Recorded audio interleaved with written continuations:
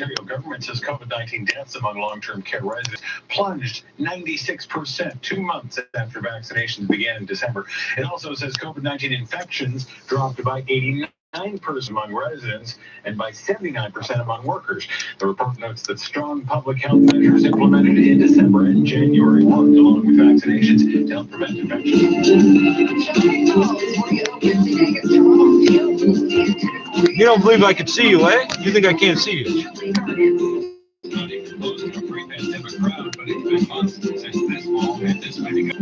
Not to the screen, I mean in real life.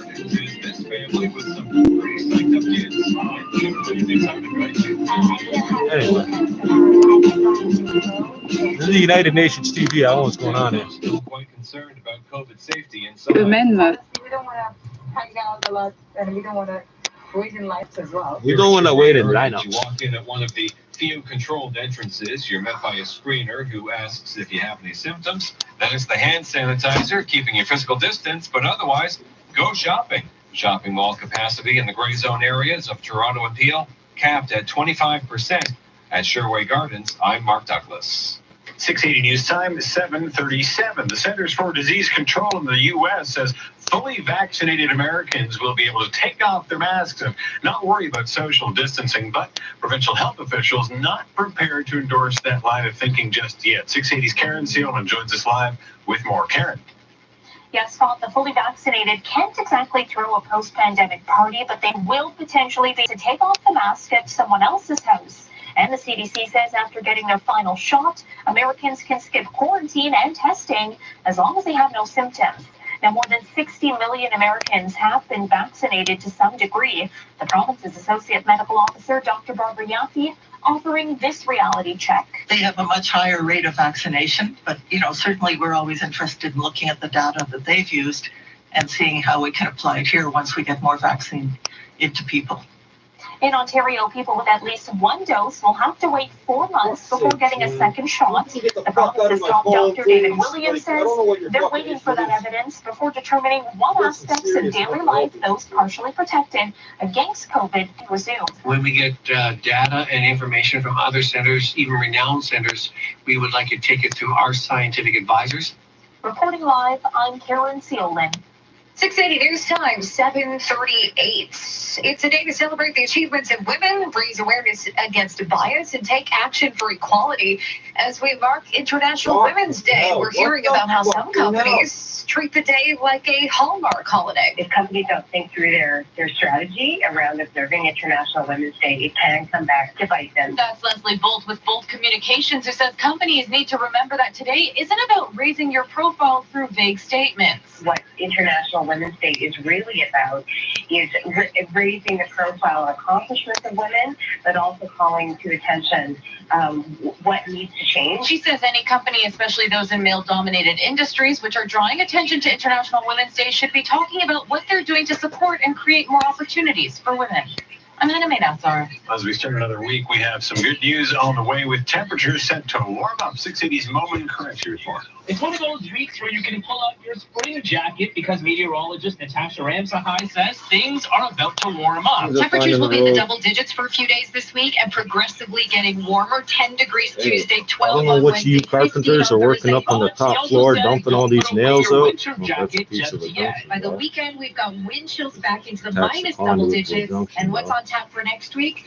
Natasha smells a snowstorm. Unfortunately, So I know one of you out there might be missing a wheel or a trailer. Because you took your brand new cotter pins and threw them on the ground. Oh, that one looked brand new. Maybe it's not. This is 680 Threw them on the fucking ground. Yeah, see, this is the used one. That's the new one. I know you're sitting there dragging the trailer with no fucking wheels. Quality and service has not changed. Whether it's a single-family home or condominium, Green Park has always understood that attention to detail and exceptional craftsmanship sets them apart. This is the root of the Green Park difference, which can be seen in every community and every condo building. Building all across the GTA. Visit greenparkgroup.ca. Now, the Oh, on the 60 fucking gas road. price update. One of you owes me a free tire change or some shit. 26.9 cents a liter. You know what a tow truck would charge for that? Time 740. Every day in Canada, 3,000 mortgages renew. Important announcement. If your mortgage renews in the next 90 days, contact butlermortgage.ca. 1.15% 5-year variable rate at renewal. No payments, no fees. It's the same mortgage as your bank. If you qualify, you save thousands. 1.15% 5-year variable mortgage at butlermortgage.ca. License number 12118, high ratio variable rate, APR So we have a 1.16%. branch about a centimeter long coming off the main stem of that grape. Pandemic can be overwhelming. It's okay to feel anxious, and it's okay to ask for help. Look up Triple P Parenting. It's free. Triple P is the parenting Is that P-T-T-A-R-E-N-T or T-T-T-T-A-R-E-N-T? That's not, strategies that's and ideas to fit your family. Join free virtual sessions or ask about the online program. Go to triplep-parenting.ca. That's triplep-parenting.ca. 680 News Time 741. Time for traffic and weather. Here's Christine Light. Somebody smashed up the window on the coffee shop. Just so happens the sign, the decal lettering on the windows is almost the same color. Yeah, so I just painted the plywood with the same sign that was on there, only bigger. This for free somewhere, thanks to Ben. Thanks, Ben. To Aurora Road, barely moving. So if you're listening, leave the highway at King Road, head over to Jane or Weston Road, and take those northbound and hop off that 400. You definitely want to avoid it. You can get back onto the northbound 400 at Highway 9. It is going to get a bit jammy as you make your way towards Highway 9, but again, those routes are in much better shape. In fact, any route is around the northbound 400. Other problems on the major routes around the GTA. All that volume on the 401 has eased off nicely, and no problems or concerns. And it's a garbage brush, yes. I wouldn't take my house with it on the inside. In good shape. Discover new ways to Fibers are create falling is out. playing I with got red Indigo paint Kids. Right now, everywhere. get 20% off our supplies, craft, and science kits. No, the tools aren't in it. Damn it. Details, offer, and But this makes you look very official walking around. 751. Now with the forecast, here's You some could temperature like Glock 18 in there, couldn't you? 33 round clip. Waking up to -1, mainly cloudy skies, but by the afternoon tomorrow, we're going to be back into that sunshine and a high of 8 degrees. Just a light lake breeze, a little This bit is of my a stronger paint wind tool. on Wednesday. If you don't partly understand cloudy why, skies you and a high of probably 13. will paint There it. will be some late day showers for Barrie north into Muskoka, but I'll keep us dry here in Toronto. Tonight we're down to low -1. Downtown Toronto right now, partly cloudy sky, 9 degrees, 8 degrees at Pearson Airport. 680 News Time 743. The heads of Ryerson University's School of Journalism stepping down. Janice Neal and Lisa Taylor, the school's chair and associate chair, resigned Sunday night, preempting an open letter from the school students that came out Monday morning. That letter is signed by over 100 current and former students. Yes, you can still get milk in glass bottles in Canada. BIPOC and LGBTQ students in the program. Neil tweeted that she Like looks $8 forward to fucking chocolate continuing to milk. serve 3.8%, our students in motherfucker. school as an associate professor. And if She you're ends her wondering, the Twitter dairy thread number with is a quote 1432. from a famed union leader saying, "Our ambitions must be broad enough to include the aspirations and needs of others for their sakes and for our own." Still to come on 680 News. In the wake of the bombshell interview with Harry and Meghan, discussion is growing about the role of the royals in our country as Canadians' attitudes to the monarchy begin to sour. This is 680 News. Get hooked on Bolt Plus. Bolt Plus is your fastener specialist, plus so much more. Check out their massive showroom filled with an extensive inventory of industrial and safety supplies. Such Somebody out there needs one of these. Oh shit, I thought that was rusted on. Nice. Coatings, cutting tools, chain hooks, and wire ropes. Plus a huge stock of DeWalt and Milwaukee power tools. Yeah, well, that's Let their knowledgeable staff source your hard-to-find items. Bolt Plus, proudly Canadian-owned and operated. Many I know, it's locations probably serve you. Reebok. Shop online, boltplus.ca. Mix and match at Sleep Country is back. It's probably not going to have a great impact on employee morale. It's probably not going to have a great impact on employee retention. So as a practical matter, probably will be some consequences to them in the long run for doing this. But I ate as a most legal of this. matter, Just to show you for real, I ate most of this one. Yeah, we appreciate the call. And a good way to wrap that puppy up tonight. And thank you for all your calls and correspondence. It is welcome every time we do the show here live on Mondays and Wednesdays, the weekend shows. Now you want to reach out after the show is done. You want to get a hold of John or Leor, member of the team. Real simple, 1-855-821-59. The 401 moves well from offshore all the way through Mississauga into Milton. If you're headed to pourquoi ça vous fait triper en céleri? It's all cabbage and vegetables, and they split it, so I don't know why. It's more practical that way. It's like jail food. It's easier to deal with. You mix it yourself, you feel like you accomplished something. Ça, c'est l'huile de Saturne. Et ce qui est spécial avec Untitled, c'est que c'est une huile qui a un océan. Et c'est un océan global, en fond. Et il y a une croûte de glace au-dessus de l'océan. Donc, on pense que, bon, justement, Persévérance, ça cherche l'astrobiologie, ça cherche des signes de vie sur Mars. Mais on pense qu'une autre place où il y aurait pu avoir de la vie, où il pourrait avoir de la vie dans notre système solaire, c'est dans ces lunes océaniques qu'on appelle. Donc, il y a Europa qui en est une, et là, Encelade, c'en est une autre.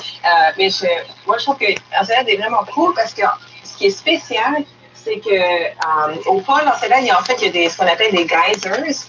Donc, il y a des trous dans le fond dans la glace et il y a de l'eau qui va directement qui sort de la Lune, qui vont directement dans l'espace. Donc, un rêve, c'est un jour d'aller revisiter en fait cette Lune et de prendre des échantillons de cette eau-là pour l'analyser et voir s'il y aurait peut-être ou qu'il y aurait peut-être de la vie sur cette planète. OK. Votre rêve, c'est de designer une mission qui va envoyer une sonde pour aller explorer le premier océan extraterrestre. Oh. Oui, c'est ça. OK, en fait, c'est une étude ça fait des années qu'on fait cette étude-là. On a fait une étude assez grosse sur cette lune-là quand j'ai commencé au JPL. Et ça, Can you tell I've lived a lot of places where they wouldn't let us have glass, forks, knives, anything made of metal. C'est une plus grande vision de chercher pour de la vie dans notre système solaire ou dans la vie dans l'univers. C'est ça que Persévérance va faire. Et c'est une question qui me fascine. Est-ce qu'on est tout seul? Et est-ce qu'il y a de la vie ailleurs? Et si on trouve de la vie, même dans notre système solaire, ça va changer, bouleverser notre compréhension de où on vient, c'est quoi notre place dans l'univers et est-ce qu'il y aurait eu de la vie ailleurs aussi? Ou est-ce que peut-être qu'il y a de la vie ailleurs? Enfin, est-ce qu'on est tout seul? C'est une question assez existentielle, mais c'est incroyable que je peux dire que ma job... Oh. Okay, well, I guess that's the clue that they're just about drying off. Et qu'on pourrait peut-être répondre à cette question-là dans les 10, 15, 20, 50 Fine, ripened, dried tomatoes, imported from Canada. You know, the home of tomatoes. Everybody knows that. That's the stereotype about Canada. All them tomato growers up there. Vous les lire. Il y a Grégoire Neveu, c'est un de nos éditeurs, il y a 10 ans. Il trippe vraiment sur l'espace, nous a dit sa mère, Mariah Carey, qu'on salue d'ailleurs. Cabbage, et Grégoire, corn, peas, carrots, I don't know what else. De l'ordre des missions. Pourquoi une mission sur Mars et non ailleurs? Et justement, une mission... The explosive Oprah interview with Harry and Meghan. Resentment towards the royals has been growing in Canada even before this interview, and depending on $1.68. Between 45 and 60% of people want to cut ties with the monarchy. NDP status of women critic Lindsay Matheson doesn't pick a side, but welcomes the discussion. These are archaic. Doesn't pick a side because there's a whole lot of people that are in systemic racism, called monarchists.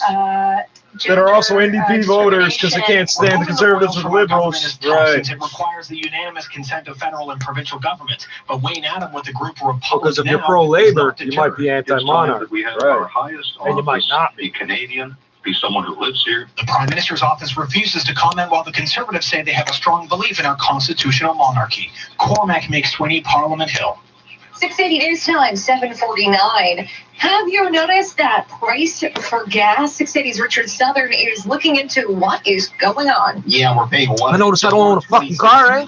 At most locations. It's the most we've actually paid since the spring of 2019. It comes back to the price of oil, which has been way up. Roger McKnight, the senior petroleum analyst at Enpro, says it's just investors speculating that people are going to be driving more as the economy improves. The optimism that the vaccine rollout will stop this pandemic and people will get back to work. And listeners have been emailing 680 not what the scientists are telling us. Premium gas is so much more expensive.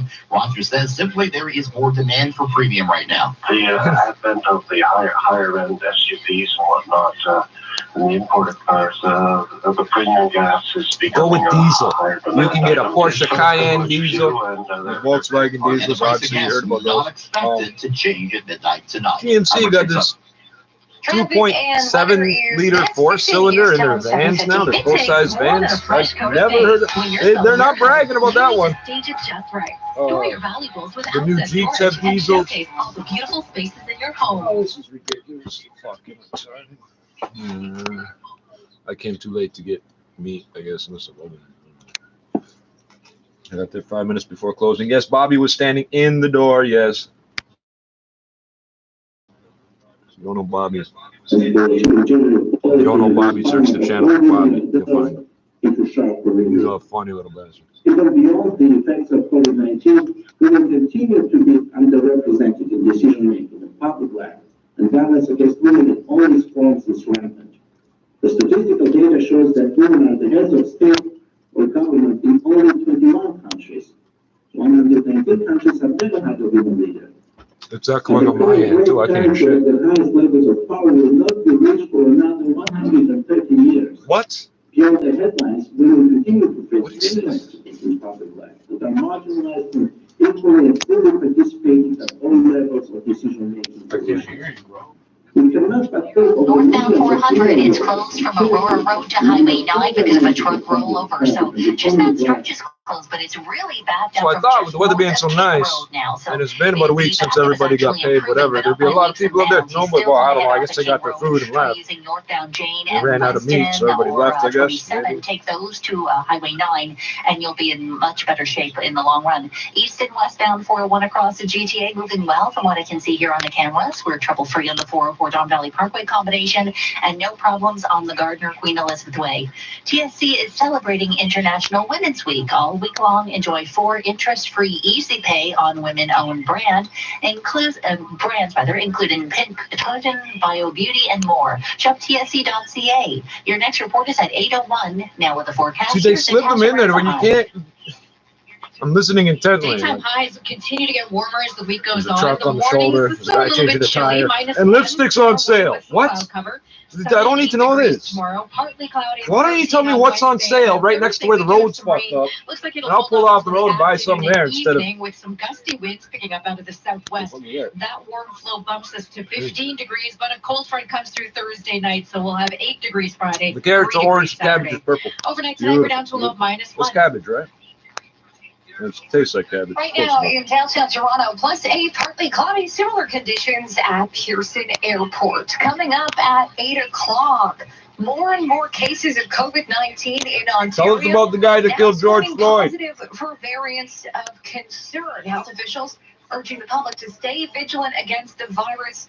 Even variants as the of concern. Ramps up. The variants we concern ourselves with. On that story. 680 news time, 7:53. What about all the ones you're not concerned with that might evolve into something bad later? Wait, every single day? Yeah. So I'd start liking Mondays? Probably. But everybody hates Mondays. So I'd suddenly be an outcast, living on the fringes of... Sometimes I live clues in the videos so people see it so they have a hint. And so the reason I can't eat the rice with the chopsticks, these girls are good. They know how to cook rice, but they're cooking it for the Western world where we eat it with forks and spoons. So it doesn't stick together at all. At all. You can't. It's almost impossible. And I just love seeing their stuff. It doesn't clump properly. The benefit of eating with these though, you almost never get enough in your mouth to choke. Watch and wait for people to come up and watch. These little bastards here will choke you. At times. Not all the time, because if they're sitting there all the time, they'll be asking me for clues all the time. Japanese teacups don't have handles on them. Because if the cup's too hot to pick up, it's too hot to fucking drink. What do you need a handle for? So they can find it on their own. And so how many clues do you give on your TikTok? Like, do you space them out, or do you kind of make them obvious, or how does it work? And how is it taking people a long time, or some of them quick? Because some people pick up on the clue easily that live in the video. Like sometimes I'll say it's under a rock, it's in the snow, it's stuck in an object, and if they pick up, I'm not in the video. That's like, oh yeah, I know where it is now, and then they find it. And sometimes I put it in a bottle. My favorite one is put it in a bottle. That's when I really make it hard. because if it's in a bottle, it can be anywhere. That's true. All right. So how long? That's not fair. Where's the thing we're looking for? It's in a bottle. Probably is getting very expensive. That's all polluted. That's the worst flu in the world. It's about how much. What's this motherfucker hiding? I'm still giving out. It's about how much it's matched the community in a way. So I don't really. So the money doesn't really matter to me. As long as I keep touching the community and helping people, that's what really matters to me. Well, it matters, but certainly it's not something you can do forever. Here's the weird because part. at some point your savings will run out. Or do you get the sense that this is going to start catching on? People are going to start donating to you. Don't believe this. Is your goal to get this, kind of people? Suspect the medicated. They're Christmas trees. Who the fuck makes Christmas trees for cat and dog trees? That don't make sense. Right now, I don't want people to donate money to me because I have money, but they look like that. I partnered with a charity called Anatolia, and that's when it came up. I might try eating one, and I might not, because I don't even like edibles. The charity, and he came up with charity Anatolia, and he came up with a massive giveaway. So we did a massive giveaway, and then. On ne pourra pas parler avec masse. Donc. Play responsibly. This is not a gambling website. It's the cheap no limit sales. Et c'est le temps que la plupart de l'équipe va prendre les vacances. Et bon, moi, je vais prendre un petit peu quelques semaines de plus parce que j'en ai besoin. Gardez-vous en contact avec le KPT. Est-ce que vous avez encore de la famille ici? Oui. En fait, la famille de ma mère est là. Et mes parents viennent de prendre leur retraite. Donc, ils vont peut-être redéménager au Québec cette année aussi. Donc, un de mes plans pendant ces 3 mois-là, si j'ai mon vaccin de COVID d'ici là, c'est de venir au Québec de voir ma famille parce que ça va faire 2 ans d'ici là que je ne les aurais pas vus. Quand même, it's actually the most we paid since the spring of 2019. We're shelling out, what, $1.26.9. Hey, $1.65 in Damn City. Or $1.60 or whatever the fuck it was. The price of oil, which has gone up quite a bit lately. It's really just speculation. The crisis, the crisis. The roaring 2020s in Canada. Senior petroleum analyst at Enpro International. The race between sickle cell crisis. The pandemic. Maybe I got something. I think the prices basically today are based on speculation that the economy is going to turn around. If you put premium gas in your vehicle, you're certainly noticing a lot of sticker shock. So listeners have been emailing. Yeah, well, they charge you that because they can. Paying so much more for premium. And Roger says because we want a high compression engine. The advent of the higher end SUVs and whatnot. But not a diesel. Imported cars, the premium gas is becoming a higher demand item. So it's a little bit of a silver lining. Price of oil did fall today down to $64.72. The price of gas not expected to change tonight, although the forecast is for a drop of a penny on Wednesday morning. The TSX closed higher, up 76 points at 18,457. Royal Bank replaced Shopify as the most valuable company on the TSX. We had Shopify closing down 4.5%, $1,366 per share. Same story on Wall Street. The Dow was up 306 points, 31,802, but the NASDAQ fell 310. The sell-off for tech continuing. Tesla down 5.8%. $562. Can't stop, won't stop. GameStop GME closes up 40% at $192. Canadian dollar 78. Get money entertainment. US. This is 680 News. It's madness this month at Nah Badia's Hyundai. Madness? This is March. This March, get lease rates from 0.9% OAC. Don't pay for 90 days on all models, and the Essential Workers program has been extended at all 3 Superfan locations. That's not all. The first 50 purchases this March will receive a special That disappoints me. Looking for a Hyundai? Somebody actually had to make 2 versions of that app. That disappoints me. Have you been seriously Jesus, daylight savings says I'm just getting used to that 5-4 denying your accident claim. JSM Law. We have law firms who coffee shop used to be open. Well, it used to be open 24/7, but that's another story. 6 a.m. If JSM Law doesn't settle your personal injury claim, you don't pay a penny in fees. So, JSM Law fights 6 for the a.m. people plus of 4 Ontario is 10. every day to get Now the money it's they rightfully deserve. Visit 7 plus 5 is 12. It's a 2-hour fucking difference. My body don't like it. JSM Law 1. Right now in downtown Toronto, it is 8 degrees. That's why I stick to university time. 7 at Pearson, similar conditions. This is 680 News. Come on, those was on. Oh, you know what's on right now? Beijing Hour. Toronto's #1 for breaking news, traffic, and weather. This is 680 News. It's Monday, March 8th. Good evening, I'm Scott Burnett. And I'm Caitlin Lee. Here's some breaking news. The province is reporting a significant jump in COVID-19 cases screening positive for variants, surging at more than 30%. 30%? Oh! And one of the reasons you should report it that way is because as the whole numbers seem to be dropping or staying steady, the percentages are going up like crazy. But they are in absolute numbers too. So. You're listening to China Plus Radio, connecting you with China. This fork's almost gone. I've been using this for a year or two. I've been using this since like the spring or summer. The following program is a recording of a live broadcast transmitted 7 a.m. Beijing time. Examining the events that impact and shape China and the rest of the world. Wood has antibodies in it. Beijing Hour. 1 hour bacteria. of news and information brought to you every weekday. Now here's your host, Shane Higgins, on this Tuesday, March 9th, 2021. You're listening to the Beijing Hour, live from the Chinese capital. On today's program, China says it's ready to work with other countries on travel certificates that would help lift the COVID-hit international tourism sector. The Chinese capital continues to work on its promise to deliver a green Olympic Games next year. The White House COVID Task Force has released guidance for people who've been vaccinated against the virus. Today's action represents an important first step. It is not our final destination. In business, further reforms for the way IPOs are approved in China. In sports, looking ahead to the Summer Olympics in Tokyo. In culture and entertainment, new rules for preserving historic sites and areas in Beijing. Now the day's top stories. A foreign ministry spokesperson says China stands ready to work with other countries on a mutual recognition system for healthcare certificates. Zhao Lijian says China launched a health certificate for international travel to promote world economic recovery and facilitate cross-border trips. So I've been watching documentaries about North Korea the last 24, 48 China hours. is ready to fully accommodate each other's concerns, work with other countries on the mutual recognition of health certificates, provide visas and other cross-border travel facilitation for each other's nationals, and promote the establishment of a new order for healthy, safe, and orderly personnel exchanges. The spokesperson says the health certificate comes in both electronic and paper forms. It contains an encrypted QR code that can be verified and read with a public key provided by China.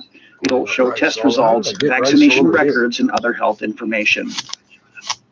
National People's Congress Deputy Zheng Guoli says he expects China will remain safe from the coronavirus over the next year as the country has successfully brought the pandemic under control.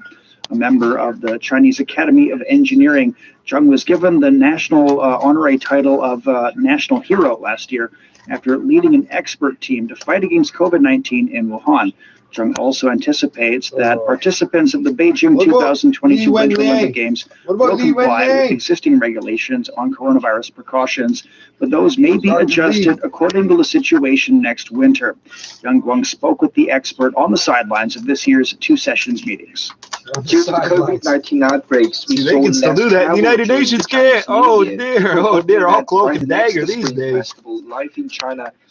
Hey, them North Korean trucks with they got two steer axles at the front and two drive axles at the back. That's the type of truck I need. Big, huge communist diesel engine. Next year we will see burning like fish oil or some shit. With mass vaccinations not only in China but also across the rest of the world. The back of these trucks will be under a preliminary control. I can't really tell if they're the situation they don't look like they're made for intermodals. The back of the truck looks like an intermodal container, but it looks like it's permanently attached. Resume to normality next year. Traveling back home during the Chinese New Year wouldn't be a problem either. However, this year we still need to stick to some good sanitizing habits. Even in hot weather, we still need to ventilate our houses well, regularly wash our hands, keep social distancing, and wear masks. especially in crowded They don't talk about this at all places. anymore. But 5 years Meanwhile, ago in on some this key station, sectors, we need every day extra they gave you efforts, the particulate especially in 2.5 preventing numbers imported for Beijing and coronavirus Shanghai. They cases told you from if you were international supposed to stay home travelers or go to work. or via imported goods. If the particulate matter numbers are too high, they tell everybody to stay home. If the pandemic isn't controlled globally, how will the organizers prevent imported COVID-19 cases? It doesn't matter what's in the air, it's particulate. It'll fuck up your lungs if you breathe it in. Our government will make The buildings, they don't just put one ventilator on the top. They got them all down the side of the building. Like every 5 floors, every 10 floors, there's another ventilator pushing into the stairwell. After they arrive in China, I think we should stick to this system. No one should be excluded from testing. Anybody who tests positive for the virus should be banned from taking part in the games. The Tokyo Olympics will soon take place. I think they Does will anybody remember provide an 1991, example 92, the regarding how HIV to crisis, the make epidemic? anti-coronavirus Yeah, all those people are protocols. fucking dead now, so nobody Borders will cares. not Does be anybody remember what I'm talking without about? any measures taken. I don't want them working here and there. I don't want them to be around my kids. I don't want that. I don't want that. They're gay and they're child molesters and they're junkies, and that's how they got HIV. Remember that? Does anybody remember what I'm talking about? COVID-19 patients.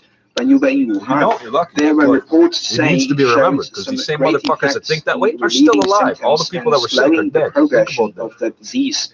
Personally, you have also promoted method to fellow doctors of other countries. How has TCM treatment been accepted overseas? I hate this. The promotion of traditional Chinese medicine needs a process. It appears I you would can actually say change and the replace fight these against rubber the bands. pandemic in China has boosted this process. Many Belt and Road countries have expressed their support, and they are welcoming traditional Chinese medicine in COVID-19 treatment. For example, Uzbekistan has registered traditional Chinese medicines in its healthcare system. It is hoping to establish a TCM clinical center Don't fuck for around. more The communist countries, the cooperation former with us. Soviet bloc, they don't fuck Another around. example If it is that works, the they use it. TCM If it medicine doesn't, they don't. is now being You sold work all day in the over field 20 doing whatever you want all countries in fucking day different long because the channels. government said do it We this are way. If the also food doesn't grow, you die. undertaking So there's some no kind point. of They don't joint fuck around on that level. research and clinical assessment with other countries. What do we get here? on Oh, and then these some genetically TCM modified medicines. tomatoes will solve That the was world's hunger National problem. People's Congress Deputy Neglecting to mention we make 50% more food every year than we and need. control in China.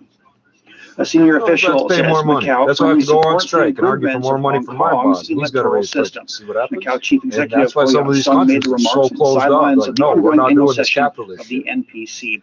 He says improving Hong Kong's electoral system is the NPC's responsibility. 香港这一次修改很重要。 Beijing, Improvement of Hong Kong and electoral Hong Kong is system what they're this doing time here. is very important. So Macau issued a statement showing our full support to the The first half of that revisions 99 and years decisions was of real the different than the NPC. second half. The NPC is the highest organ of state power, and it has the power and the responsibility to do what it should do for the political development of the two special administrative The regions. chief executive also says patriotic education is essential for the special administrative regions of Hong Kong and Macau. He says a complete legal system is necessary to maintain the security in Macau and Hong Kong. China's top economic planners outlined measures to promote high-quality development during the 14th five-year plan period from this year through 2025. The National Development and Reform Commission says China will continue to implement policies to promote the steady and sustainable development of the national economy. The Commission says the country will continue to implement a proactive fiscal policy, with the general public budget expenditure expected to exceed 25 trillion yuan. The NDRC also says China's spending on research and development is expected to reach over 3.7 trillion yuan by 2025. Official figures show that China's R&D expenditure in 2020 stood at 2.4 trillion yuan, ranking second globally. And with more on this, we spoke to Markus Hoffmann, a German business strategist based in Bavaria. How can foreign businesses benefit from China's economic growth BMW under the stands for 14th Bavarian five-year Motor plan? Works. The 14th fuel plant And the blue and white logo represents a spinning propeller. that wants to expand its business relations in China and with China in the coming years. Dual circulation, which among other things is supposed to stimulate domestic consumption, is a great opportunity for companies that want to actively grow in China, especially in areas of research and development in sectors such as semiconductor production, civil aviation, and biotechnology. China is investing huge sums in order to be a pioneer in these technologies in the future. Specialized high-tech companies with expertise in these industries now have the chance to work hand-in-hand with local companies in China to set global standards, giving the world a real opportunity for dual sourcing and technological independence. Red Commie Cold War communists. The 14th fuel plant also offers China market that is still growing strongly and will continue to grow despite the COVID pandemic. In addition, the Chinese leadership is putting together packages for foreign companies to make it as easy as possible for them to enter the Chinese market in purely organizational and also tax terms, for example. Examples include the numerous tax breaks for SMEs and the prestigious Hainan Free Trade Port project, which is already ongoing. All in all, China will continue to push ahead with reforms and build a high standard market system to stabilize the market for foreign trade and investment. Chinese authorities have said the country's spending on research and development is expected to hit $580 billion in 2025. What's your take on that? I think China has been on a very innovative and technologically intelligent path for a long time already. However, I think the government's new move to put more emphasis on basic research is another milestone in the future of the People's Republic of China. In the future, a country's competitiveness will strongly depend on how it positions itself on topics such as quantum computing, artificial intelligence, and brain research. All of these topics will influence the world more than we realize today. But in order to be a world leader in these areas, and those have a massive competitive advantage, a government agenda is needed that focuses on the development of such semiconductors. This is exactly what China is doing, and the step of investing a further $580 billion theoretically is is a only DNA logical for computer. me. Well, the Made in China 2025 plan was an instrument to catch up in the horseradish industries and to create Chinese products and brands for the world market. The China Standards 2035 program and the associated investments are a further step to create a real global alternative to already entrenched and partly, let's say, geopolitically driven supply chains. Not to mention the fact that one is no longer dependent on the world and can so work more specifically on the future of humanity. And that was German business strategist Marcus Hoffman talking about the prospects of China's 14th five-year plan. China's vowed to reach its carbon emissions peak before 2030 and realize carbon neutrality by the year 2060. At the ongoing National People's Congress in Beijing, legislators are discussing how laws can help build a roadmap. Fei has the story. As part of the strategy to carbon neutrality, So if you were some China's other type announced of it will life boost form its installed observing the Earth as capacity like of a wind and cell, solar power to you're more looking than at those mitochondria are 1,200 communicating gigawatts by as to how much 2030. energy they should The all be country also using vowed to increase in the order that they share of don't all non-fossil die. fuels in We're not primary really going energy over this consumption to around 25% over the next 5 years. The Chinese environmental minister has also urged the trading in national carbon market to I start said I was going before to eat the one of end of those to see June. what they are, but I probably The won't. trading system, according to the minister, is a Now, if they key smell part like of weed, China's path to carbon it's a dead neutrality. giveaway. But Professor Lin So they don't do Boqiang them of like Xiamen University says when China trialed the trading of carbon in some regions, companies have to leave their disputes unresolved. With the law, companies are able to take their disputes to the court when trading with other players in the market. Chinese authorities released a pilot China National Emissions Trading Scheme this year. Deputy Zhang Lei, also the CEO of going, Envision oh, this is what we're Group, going to do in the next 50 years. suggests the They're going to try market it and see needs how a this law works. going into the future. Everything these Western The countries energy are law doing is should bullshit. include the exact peak amount, Well, the global mechanism warming of our to carbon climate market in the change, future, and the so cost it's of cooling carbon down trade. with the dust They and can shit only in be the air. solved with breakthroughs amount of in the light we get. design of the energy system. When looking at the To bigger carbon picture, dioxide, lawmakers to are also carbon. No, calling it's just for carbon. top-down legislation. No distinguishing between carbon member of the monoxide and carbon Standing Committee dioxide. and the No senior distinguishing expert in natural gas, environmental methane, all science. these things. First, Carbon dioxide, but it's okay to climate vent change and carbon neutrality. billions of Second, BTUs worth of natural gas every fucking year. It's more than expanding our renewable energy network. It's not You would just think they'd be about opposed technology, completely to but the natural whole gas system. development. For example, But we I may know that need to shit's look gonna at the leak out of the role fucking of ground land as eventually. well. To solve problems of If we land don't use tap and it and renewable reduce the energy pressure, we're gonna be projects. fucked. He points out that China has been on the right track to realize carbon neutrality, and In legislation Siberia to or put it something, on there's a firmer footing. glacial ice retreating. We've set a goal And and underneath it's the very glacial clear. ice is just open The question vents is where on the natural gas pathway. is just Do you venting up want into a the air. fast lane or a slow one? For us, it's challenging. So while you're The busy clock trying to is ruin also where ticking. people live, We're where building a trees and system shit live, that has you could have legal drilled a hole right forces to to the ensure ice the and path tapped is all that smooth and gas. steady in the And when long the run. ice finally Professor melted, Lin if it did or Bochang didn't, echoes the deputy's there'd be thoughts, nothing in there to hurt saying anybody. carbon neutrality is only Everyone wants to listen to possible us. based on a legal system.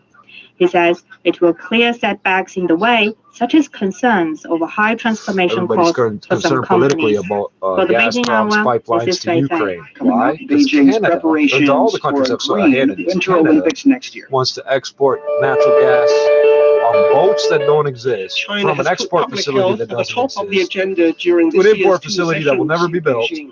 The country's top And Russia legislature already built a deliberated pipeline on the legislative into China. deficiencies exposed by the solved. coronavirus pandemic. It makes the Last most year, sense. They're right authorities put fucking forward there. proposals aimed at building a strong legal and regulatory line of defense against future outbreaks of disease. Meanwhile, China is building additional healthcare facilities across the country in a bid to improve its capacity to tackle future public health emergencies. The construction standards are very high, especially where the design of passageways, medical supply lines, and intensive care unit equipment are concerned. Authorities at all levels across the country have made a commitment to raise funds necessary to dispose of hazardous waste in any future public health emergencies. 16 minutes past the hour now. Water conservation, energy saving, and environmental protection are among the priorities for Beijing as the Chinese capital delivers on its promise of hosting a Green Olympics. Guoyan has more. Major venues for the Beijing Winter Olympic Games are dedicated to producing snow fields and ice rinks of the highest possible quality using the least possible amount of water through enhanced energy-saving system and solutions. It's estimated that the National Alpine Skiing Center in Beijing's Yanqing district needs 800,000 cubic meters of water every snow season. Sun Xianghui, of a local contractor with Beijing Enterprises Group, says to use the resources to the fullest, the skiing center built 2 ponds and a reservoir to collect water when the snow melts so it can be reused next winter. We built a pond at an altitude of 900 meters along the valley.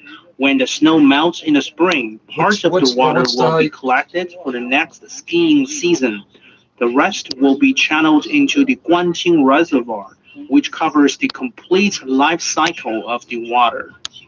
All the buildings have been equipped with water. So don't do anything weird on that ski hill, because you're going to have to go back there next year. Get the same snow in your Infrastructure for the treatment of household sewage and water reuse have also been installed in the neighborhood in the area.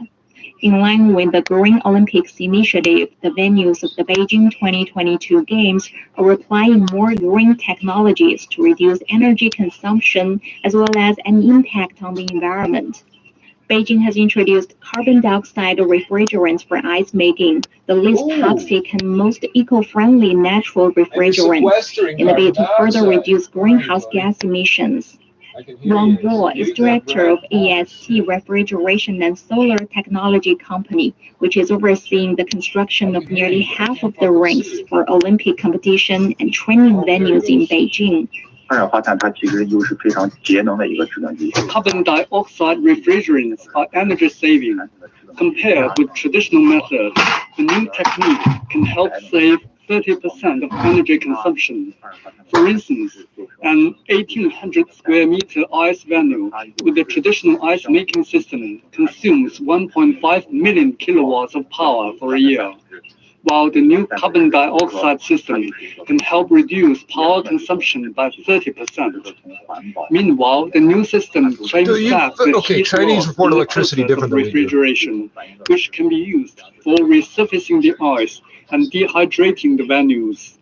Wang says it's the 1.5 first time that the million technique has been applied at Winter Olympic watts would be venues. 1.5 megawatts, Yes, right? the energy-saving technique will be widely promoted in the future as it serves the target of cutting air pollution and the country's commitment to host the games in a green manner. And now I didn't hear the last 2 minutes because you threw me off with it. The chemicals used in traditional refrigeration technology are hazardous and can cause air pollution, while the carbon dioxide refrigerant is made from a natural substance which is safe and environmentally friendly. Now you're implying it's a specific substance. What do you mean? It's carbon dioxide, right? The host city placed a top priority Are you just bringing in frozen dry ice, conserving resources frozen and carbon environmental dioxide? protection. This will be the first time in the history of the Olympic Games that all the venues will be wholly powered by green energy. For the Beijing Hour, this is Guiyan. Environmental experts are calling for efforts to control new emerging pollutants in China as they present threats to human health and ecosystems. Zhou Fang has more. Industrial advancements over recent decades have brought about new pollutants that are generally human-made and resist degradation. Ding Chong with China's Ministry of Ecological Environment says new pollutants will cause long-term harm to both human health and the environment. In many cases, they may cause harm to the environment in very low doses. Their short-term harm may not be obvious, unlike flammable and explosive substances, but in the long run, they will have an irreversible harmful impact on human health and the ecological environment. New pollutants such as persistent organics, chemicals, and heavy metals can be discovered in a variety of daily commodities nowadays in China, including extinguishants, lubricants, and medicines. Due to a lack of knowledge about new pollutants, Jiang Guibing with the Chinese Academy of Sciences says the country needs to step up efforts to treat the pollutants in order to curb potential threats. We lack unified deployment measures to handle the new pollutants. They're produced through industrial production and daily life, but we don't have a good understanding of them. We should first clarify which pollutants are harmful to our health and environment, then formulate a list, then develop strategies based on it. Jiang suggests that enacting a list of toxic substances will help prioritize the handling of new pollutants and tackle them at their origin. Apart from the list, Zheng Minghui with the Research Center for Ecological Environmental Sciences, affiliated to the Chinese Academy of Sciences, says new technologies such as activated carbon used in refuse burning can also help mitigate pollution. Sometimes burning is the best thing, depending on what it is. With regard to the process of waste incineration or metal smelting, we can adopt new technologies to reduce when you burn the garbage, you use the heat to smelt the metal. Experts are also calling for more interaction between governments and academic institutions so as to improve the management of environmental protection. For the Beijing Hour, this is Zhou Fang. Coming up, the White House has issued new travel guidelines related to the COVID outbreak. South Africa is now battling a new variant of the coronavirus. I think it's funny. Tell everybody to stop going out. Then you have idiots just randomly. They have every delivery service and just grab whoever. You got the same idiots that would have been working at the store you were going to, coming to your house now, going house to house, house to house, house. What's the fucking difference?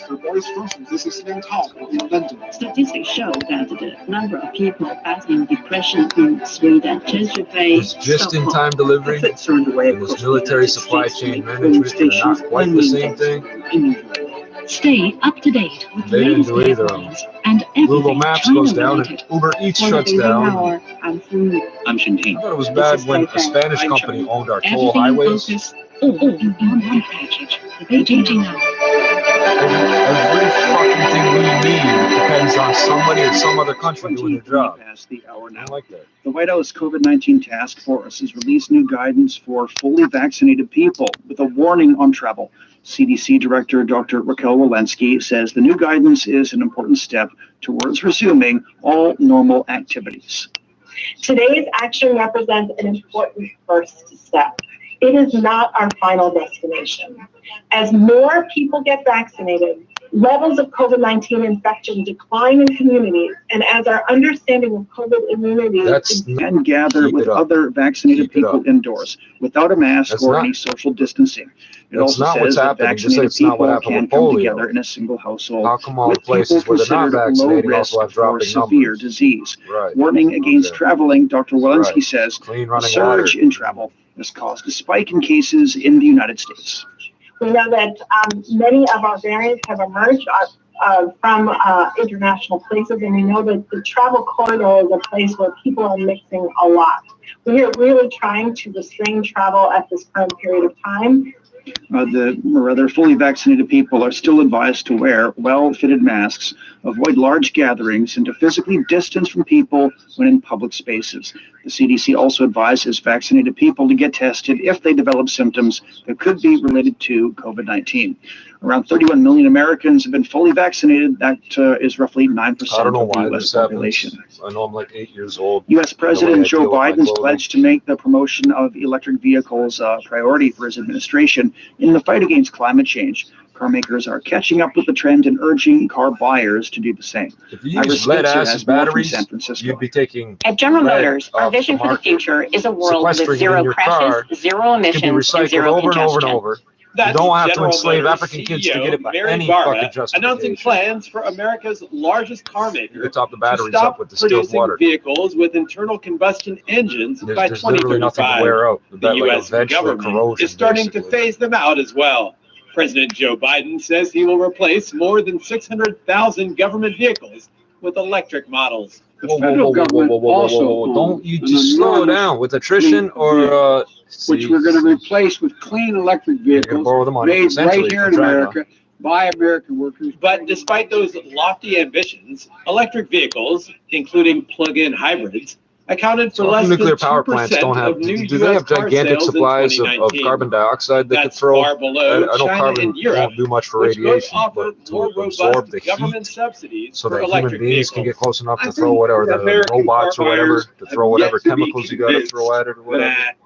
Electric vehicles I'm wondering now at Chernobyl, what exactly they dumped there? More convenient and better. When in fact the truth is they're all free with the right government incentives. There's a book that used to be at the Toronto Reference Library. Advisor at the it's a public library, you just can't take the books out. He says the price tag on every time I read vehicles it, I put it back on the is shelf currently myself. out of reach for most American consumers. 2 books even out, you take factoring one, in you the other existing one tax sticking. credits. You see books The sticking Tesla part way out on Model the shelf, 3, for someone did that on purpose. Costs nearly $40,000 and at the moment isn't eligible one for day I any left it federal on support. the cart That's to go around back, they would put it 30% back. more They expensive keep track than how the many times average books are American's read and all car sorts of purchase. shit. The Progressive Policy Put little Institute notices out is sometimes. proposing Please a don't reshelve the books. We're $15,000 doing tax some sort of credit audit for the survey. purchase of any electric vehicle under $35,000. But it showed how to convert a small pickup truck to electric, with 8 horsepower, when China and Europe are aircraft starter subsidizing. motor. We have to have our If I remember own correctly, approach 20, that's smart and benefits our car makers, our auto 12-volt workers, batteries in the and our bed, consumers. 4 of them Cars and under the trucks hood. account for nearly a fifth helps of balance U.S. the weight greenhouse out. gas emissions. With the Standard country manual back in the transmission. Paris They said climate you only- accord, they said many you only need believe that 2 more or 4, and government you don't need to support use of the clutch electric when you're vehicles driving. is required to try and tackle that You don't have problem to head shift on. gears when you're driving. For the so you don't Beijing have to use the Hour, clutch. I'm Ira Spitzer in It'll San do Francisco. 80 miles an The hour. European Parliament or held a 80 tribute miles for the range, Italian but envoy not killed both. in the Democratic Republic of the Congo last month. The Italian ambassador, an Italian Rangers, policeman, it's and a just the right Congolese size driver to were take the weight of killed the in batteries. an attack by And gunmen most of them in are in North the bed, Kivu. which is a The completely ambush separate on the structure UN from the convoy cabin. occurred when they were If traveling they to a catch fire, school you got a to good chance visit of a getting out of World there. Food Program project in eastern gas Congo. tank, so- The WFP said the attack happened on a road that had Yeah, I been guess cleared it could be previously for travel without security escorts, and it's seeking more information from local officials. 28 past the hour. Beijing today, getting sunny skies and a high of One time I 16 let degrees somebody know I was Celsius. It'll be reading down that to book. plus That book 2 tonight. disappeared. I'd have to look Chongqing's for it. overcast I and can't remember 17, what it's the low called again. 13. Glasses cloudy and 13, the low Lots of 0. pictures. Hong Kong's getting clouds and 23 degrees, a low of 19. In North America, only part that Washington, really had to D.C. be will be custom partly made cloudy was on to Tuesday, connect and the a high motor, of 20 the degrees electric motor, Celsius 8 expected. horsepower New York aircraft City will starter be mostly to, sunny and 15. In Africa, Nairobi's mostly sunny and 27. flywheel. And finally, to Oceania, Port Vila's getting partly cloudy conditions in 28 Celsius. It's time for a short break. So far this hour, China says it's ready to work with other countries on travel certificates that would help lift the COVID-hit international tourism sector. Chinese capital continues to work on its promise to deliver a green Olympic Games next year. The White House Task Force on COVID has released guidance for people who've been vaccinated against the virus. Shane Bigham with you. Stay with us here on the Beijing. You retain the flywheel and bell house. Examining the events that impact and shape China and the rest of the world. I saw it in person. Beijing Hour, 1 hour of news and information brought to you every weekday. Now here's your host, Shane Bigham with you on this Tuesday morning. Still to come in business, further reforms for the way that IPOs are approved in China. In sports, looking ahead to the Summer Olympics in Tokyo. In culture and entertainment, new rules for preserving historical sites and areas in Beijing. Now today's headlines. The fourth session of the 13th National People's Congress convened its second plenary meeting yesterday. Xi Jinping and other Chinese leaders, including Li Keqiang, Wang Yang, attended the meeting in Beijing. Nearly 2,900 national lawmakers heard and reviewed the work reports of the NPC Standing Committee, the Supreme People's Court, and the Supreme People's Procuratorate. NPC Standing Committee Chairman Li Jianshu says since last year's annual session, the NPC Standing Committees adopted 9 laws and revised 13 laws. He says the main tasks for the coming year include working to ensure greater observance of the Constitution and strengthening legislative work in key areas. A Chinese military spokesperson says separatists who attempt to split China will not meet a good end. Wu Qian says Taiwan's part of China and a Chinese internal affair. He says China will never tolerate any separatist forces attempting to split the country. The spokesperson also says China does not renounce the use of force and reserves the option of taking all necessary measures to safeguard China's sovereignty and territorial integrity. The senior diplomat says Hong Kong is an inalienable part of China that should not be interfered with by external forces. Ambassador Hector Constant Rosales is the permanent representative of Venezuela to the United Nations office in Geneva. He says Venezuela supports the measures adopted by China for the peace and prosperity of its own people. He says non-interference in sovereign states is a basic norm governing international relations. Rosales also says Hong Kong has rid itself of social turbulence and restored stability since enacting the law on safeguarding national security.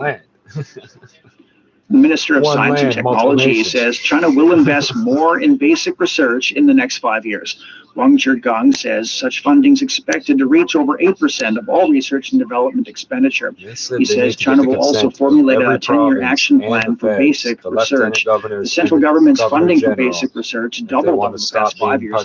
Funding for basic research is estimated at over 6% of its R&D expenditure in 2020. China's established 13 applied mathematics centers and is planning to build several research centers and platforms for basic disciplines. Commerce Minister Wang Wentao says the Chinese government has officially ratified the Regional Comprehensive Economic Partnership Agreement.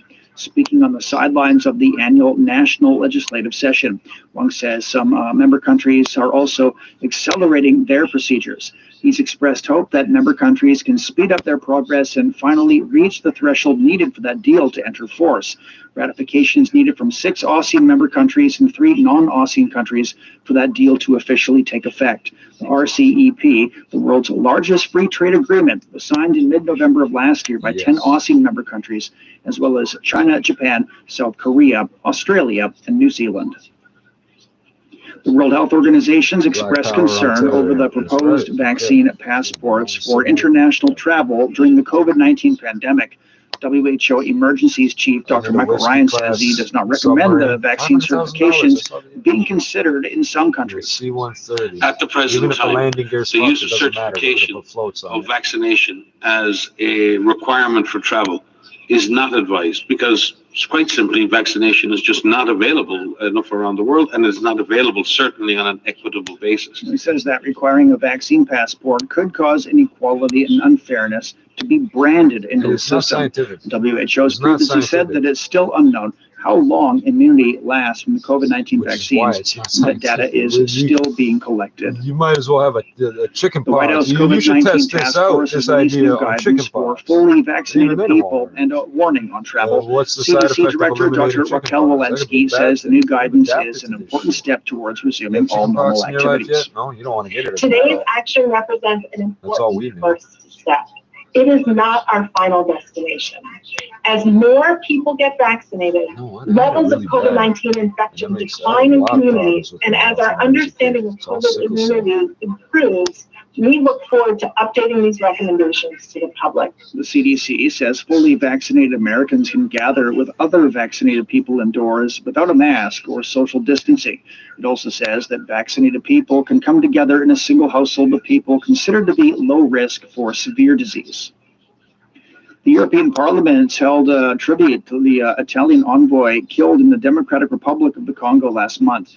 The Italian ambassador, an Italian policeman, and their Congolese driver were killed in an attack by gunmen in North Kivu.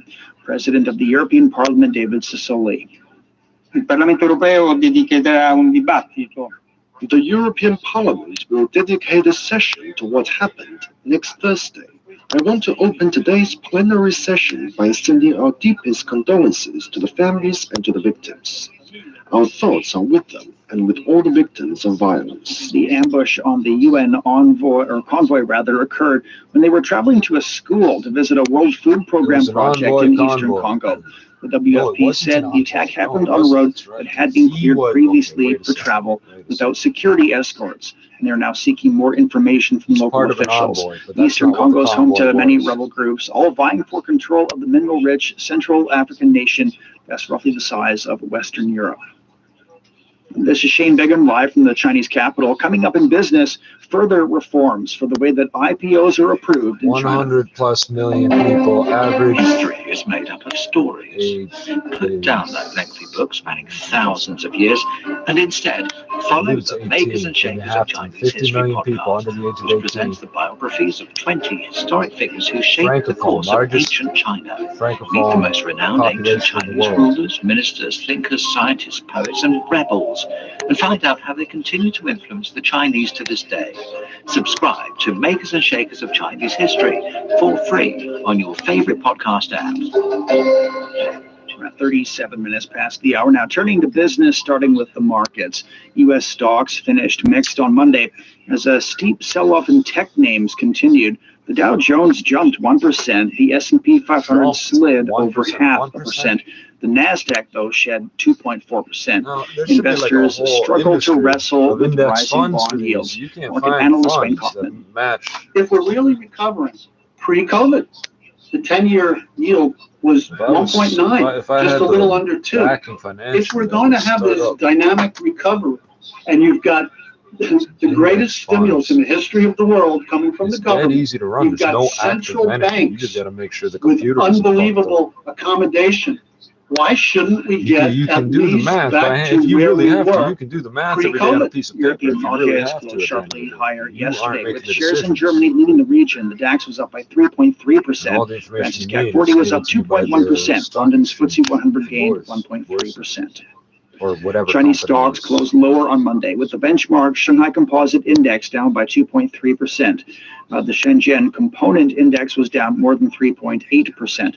Hong Kong stocks closed lower. The Hang Seng dropped nearly 2%. Elsewhere, Singapore stocks closed lower, with the Straits Times Index going down almost 2%. In Tokyo stocks closed lower on Monday. The Nikkei dropped over 0.4%.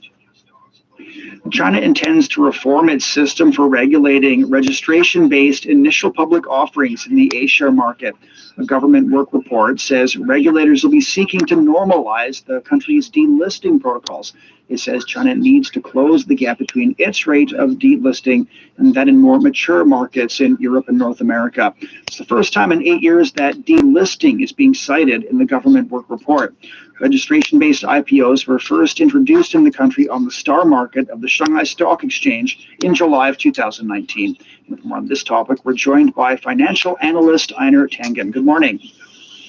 Good morning. So first up, what changes do you expect to be made in the delisting process in China? Well, first off, you have to understand a little bit about the differences between the systems. The U.S. system is very market-based. It's about how, the level of your shares in terms of market price. If it falls below that price, you're immediately told to delist. There are a number of things, but they're all focused on this market approach. Whereas in China, even though the market started in 1990, the bourses there, and there was a reform in 2014, they have a much more complicated system that relies on, quote, financial performance. But the issue there is, how these can be manipulated. There's a special status. There's not immediate listing. So there's some sense that games are being played and that the people who are investing in the market do not get a clear picture. Well, how do you expect these changes to the delisting procedure to impact markets in China? Well, I think it's for the better. I mean, you invest in the markets because you want a financial return. You're not interested in politics. Simply, what is going on in that company. This kind of transparency is necessary. To make the system work, you need really good analysts who are following these stocks and making sure that they're getting the best information, and then letting the market decide what the pricing of this should be based on that information. If that in fact does happen, China will be much more internationalized, and it will be much easier, and people will have more confidence in investing in the bourses in China. Remember, there's been a huge tilt. Economic gravity has been moving towards China as its markets have continued to be viable when many others have not. So what messages then are being sent to the companies in the first place, so the ones that are looking to list in the first place on China's registration-based IPO markets? Well, they're going to be judged on market performance. There's going to be less coddling that's going on. They're going to have to justify their existence. That means they have to take their story on the road. Remember, every time you talk about a U.S. stock, there's always this, there's going to be a call, and the management has to explain what they're doing, and this can move the price of the stock up and down. You don't really hear that with Chinese firms. I think that's going to be an ongoing feature. It is all about transparency and letting the market be the decider of this rather than regulators. Thank you very much for joining us this morning. That's financial analyst Einar Tangen talking us through the proposed reforms to China's capital markets. I never remember this. 42 past the hour. I just know One of the most positive unintended consequences of the COVID-19 outbreak has been a major boost to online sales in China. More and more businesses and individuals are turning to sales live streaming with hopes of tapping into the country's booming e-commerce sector. Omar Khan has more. Hi, Alice. Nice to meet you. Welcome to my home. This is my live streaming studio. Let's check it out. Forget the office. All one needs is a quiet space and the right equipment. This is quickly becoming the norm for online influencers like Alice Wong, a Hong Kong local that's come to the mainland with hopes of tapping into the country's growing live streaming industry. I thought there would be a huge market in this setup here that the influencer market in China. Dumb, but so I went to China. I went to Shenzhen actually in July last year and tried to explore more opportunities. It's like novel. And that's something the entertainment live streamer got absolutely right. Last year, at the height of the pandemic, Wong was able to generate a whopping $80,000 in just 3 months, all thanks to her built-up reputation in China's online platforms. But if you want to do business, if you want to sell something, or if you want to engage more with your followers, it would be better to use Douyin or any other Chinese platforms. But since China's logistics and e-commerce were also very developed, so I think retailers and wholesalers could easily put their stores online, and even a normal person could build up an online store very quickly. So from a small studio just like this at one's home, streamers like Alice can reach up to tens of thousands of different viewers. And each and every single one of them brings the potential of spending money and even buying products. That potential for domestic consumption is rather evident. A report from last year found that the number of users engaged with live streams integrating e-commerce functions stood at 265 million. Managing the domestic market while consolidating international trade are going to be key tasks for China's economic planners, and the decisions they make will serve as an important backdrop for entrepreneurs, including those putting on a show. That was Omar Khan reporting on China's booming sales live streaming industry.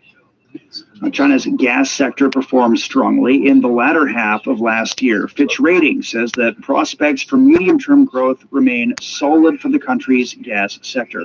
Recovery in industrial activity following coronavirus pandemic lockdowns and an exceptionally cold winter triggered a gas supply shortage in China late last year. But the London-based credit rating agency says that new liquefied natural gas terminals, storage facilities, and pipelines have come online, helping to boost supply. It says that state-owned petroleum companies are steering investment towards gas rather than crude oil in a bid to achieve carbon neutrality.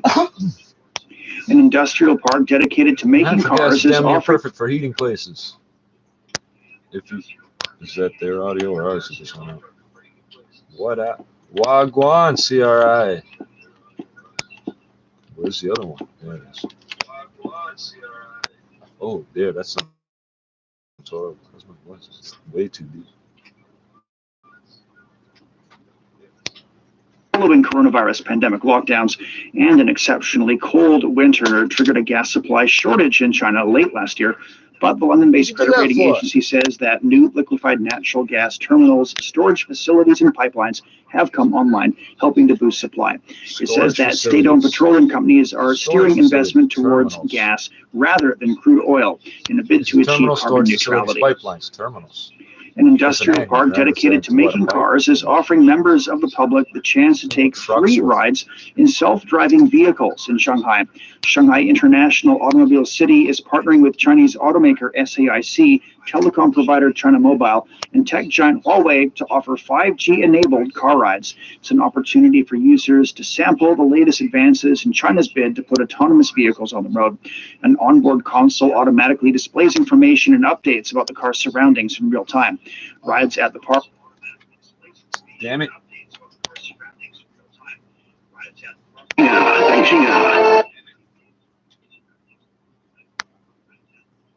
Telecom provider China Mobile and tech giant Huawei to offer 5G-enabled car rides. It's an opportunity for users to sample the latest advances in China's bid to put autonomous vehicles on the road. An onboard console automatically displays information and updates about the car's surroundings in real time. Rides at the park. Oh, for fuck's sakes, what the hell is going on? Fucking assholes. Spectators, but beyond that, obviously, it's a little too early at the moment.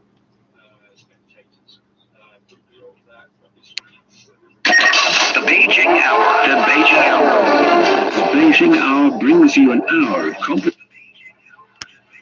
Chinese national sailing and windsurfing team is working hard to prepare for the upcoming Tokyo Olympics. Athletes are now receiving training at a base in Hainan province. I'm quite satisfied with the winter training as I have improved myself and minimized my shortcomings to better compete in the upcoming Tokyo Olympics. Training mainly focuses on basic techniques, competition tactics, and physical training. The athletes will next move to another training base in Fujian province for the final preparation. Representatives of the Beijing Winter Olympics Organizing Committee and Paralympic athletes have held various activities in Jilin province to promote winter sports. Some of them demonstrated skills and shared their experiences with children practicing winter sports at a ski resort in Jilin City. They also watched a speed skating show performed by a local sports club and an ice hockey game among 50 primary school students. The Olympic veteran Hong Yuan says they were moved by the children's enthusiasm for winter sports. 这些小朋友非常棒，他们心中 These children are so good. They love skiing from the bottom of their hearts, which is very important. The Alliance also encouraged us athletes with disabilities to win more medals in the 2022 Winter Olympics. Primary and secondary school students in the city are now allowed to take skiing and snowboarding classes at ski resorts free of charge. Local authorities funded such classes with nearly 10 million yuan, or roughly $1.5 million US last year. China aims to add winter sports to the curriculum for 5,000 schools across the country by 2025. In the English Premier League, fourth place Chelsea has defeated Everton 2-0. West Ham beat Leeds United 2-0. Other European football matches, Inter Milan sealed its seventh consecutive Serie A victory by beating Atalanta 1-0. And Real Betis edged Alaves 3-2 in a La Liga game like Canada this morning. and Russia play with Joan Laporta has been elected as the president of FC Barcelona for a second time. The 58-year-old has two major issues to deal with right away. One is to convince Lionel Messi to sign a new deal that the club can afford. The other is to resolve a debt of over 1.1 billion euros or 1.3 billion US dollars. Laporta previously served as the president of Barca from 2003 to 2010. LeBron James' squad has won this year's NBA All-Star Game. Team LeBron set up a 170 to 150 romp over Kevin Durant's team in the league's 70th midseason showcase. I hope that they allow me to retire from being an all-star, captain, so I can retire with a perfect 4-0 record. I'll keep that forever, but we'll see what happens. But I always try to pick the right team, and I've been lucky enough for 4 years to pick the right team. Guys go out and compete and play to win. And I've been on the winning side of all four. Steph Curry won the All-Star three-pointer contest for the second time by scoring 28 points in the final round to edge Mike Conley, who registered 27 points. Anytime you're shooting in this environment, you can't help but think about how much fun Clay would have, out there. And I know he's, trying to get healthy, and he'll be here next year. But it was, bringing the trophy back. Caught out, obviously the Splash Bros is bringing it back. I think it's in its rightful place right now. So you are making sports Domantas Sabonis won this. Horrible. The opposition this time. There's just a lot of issues as to their lobbying for $43.5 million grant after extending very generous favors to family members of cabinet. Those questions remain. The committee just wants to get this report done. But, since you and I have last spoken about this, as you've mentioned, there's been testimony from donors who have a lot of questions about exactly how this unbelievably complicated charity actually works and where all the money goes. Well, Alex, you are on the hook. I mean, you can, on your best day, lose your charitable registration with the Canada Revenue Agency, and you're out of business. On your worst day, there will be complaints to tax authorities or the police. Not a smart play. They're smooth-talking boys, but they put themselves in a spot where they will not have to talk very, very smoothly because everyone is fed up on Parliament Hill. Well, I guess so, and hopefully the Liberals would like to filibuster for that whole issue will also, stop playing those games.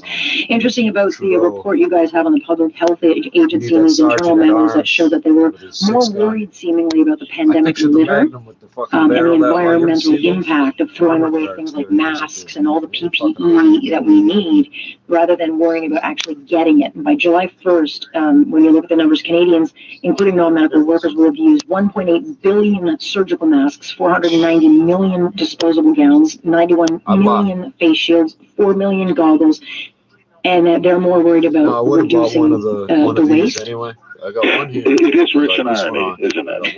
And this is the same public health agency that months before the pandemic threw out 2 million masks when they closed a warehouse in Regina. They actually landfilled them. They sent them to the Regina dump. 2 million masks. They had fewer than, we estimate, we won't disclose this, but you can do some of the calculations based on records that have been divulged. So I bought 4 of these. They only had about 6,000 high-grade masks in the warehouse the day the pandemic broke, 6,000, because they threw away 2 million. They did not recycle. They did not deal with it in an environmentally friendly manner. They just trucked them to the dump in Regina. It is ironic, isn't it? It is ironic, but it also goes to show you just how invaluable things like oil are when you need products like this, because all of that is made out of, residuals from oil. And chairs. The Environment Department has proposed, in fact, this year to impose an outright ban on single-use plastic consumer items. All that garbage is lined up for them in the gutter. It's not up on the sidewalk. Straws, and stir sticks, and such.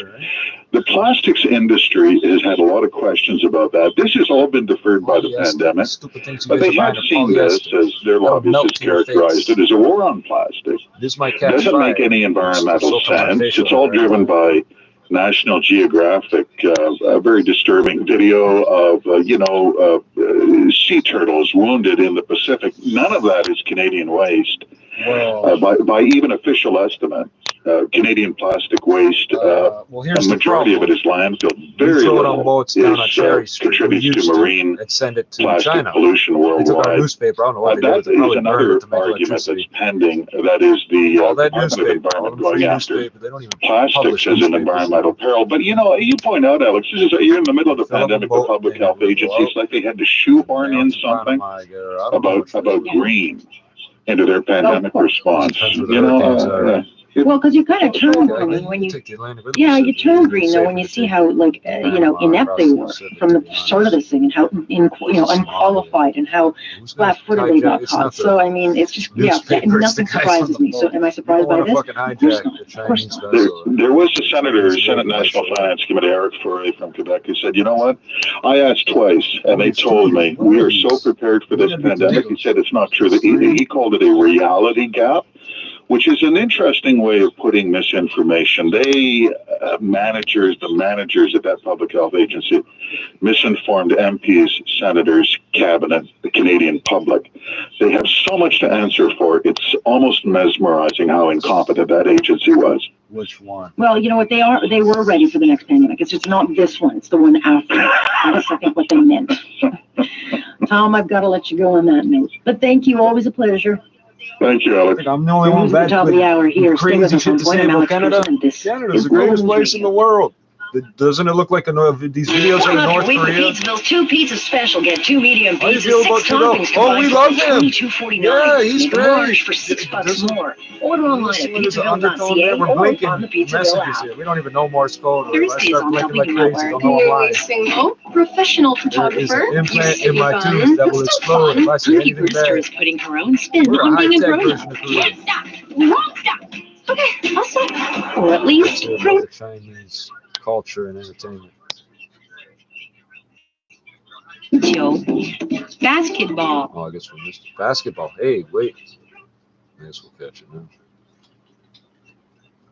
Degrees Celsius. And that's it for this edition of the Beijing Hour. Making news this morning, China says it's ready to work with other countries on travel certificates that would help lift the COVID-hit international tourism sector. And the Chinese capital continues to work on its promise to deliver a green Olympic Games next year. On behalf of the staff, Shane Bigham in the Chinese capital, hoping you'll join us for the next edition of the Beijing Hour and open the window to the world.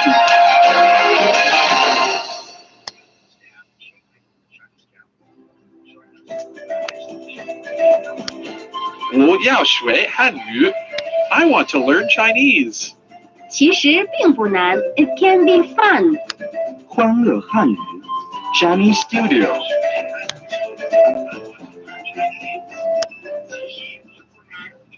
大家好 Welcome to Chinese Studio. 我是 Chris. And 我是亚杰. This week we're going to learn how to talk about sports in Chinese. Sounds good. Keywords of the day. What'd you do with Tony? Ice hockey. 冰球. And where the hell is one way? 乒乓球. I'm not comfortable. They never said nothing 篮球. official. What sport do you like to play? 你喜欢什么运动? What is your favorite sport? 你最喜欢什么运动? All in today's Chinese studio. Okay, let's start with some of my favorite sports in Chinese. One of the most popular sports in Canada is ice hockey. How do I say that in Chinese? 冰球. 冰球. But I also hear some people say 冰上曲棍球. Well, that's because hockey means 曲棍球 in Chinese. 曲棍球. Yes, 曲, the first tone, which means crooked. 曲 棍 means rod or stick. 棍 球, the second tone, means ball. 球 曲棍球, the ball you play with crooked stick, which is hockey. I see. 曲棍球. 冰上 means on the ice.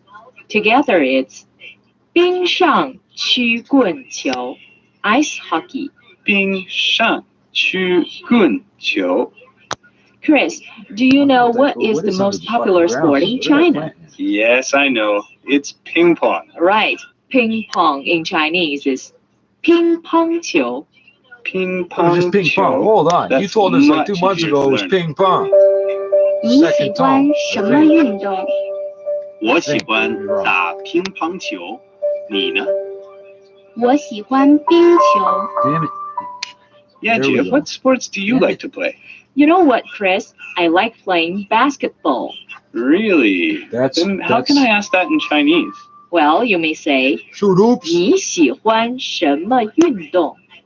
你喜欢什么运动？ University 你 means you. 你喜欢 like to. 喜欢什么 what? 什么运动 sports. 运动？你喜欢什么运动？你喜欢什么运动？ What sport do you like to play? Well, I just said that I like playing basketball. So in Chinese, it's 我喜欢打篮球。我喜欢打篮球。打 here means to play. It's also okay to say 我喜欢篮球。我喜欢篮球。你喜欢什么运动？我喜欢打篮球。Chris, 你最喜欢什么运动？ What is your favorite sport? 你最喜欢什么运动？你 means you. 你最喜欢 like something the best. 最喜欢你最喜欢什么运动？你最喜欢什么运动？ What is your favorite sport? Keywords reminder: ice hockey, 冰球 basketball, 篮球 What sport? 你喜欢什么运动？ Now to our question of the day. How do you say what is your favorite sport in Chinese? See you tomorrow. 明天见。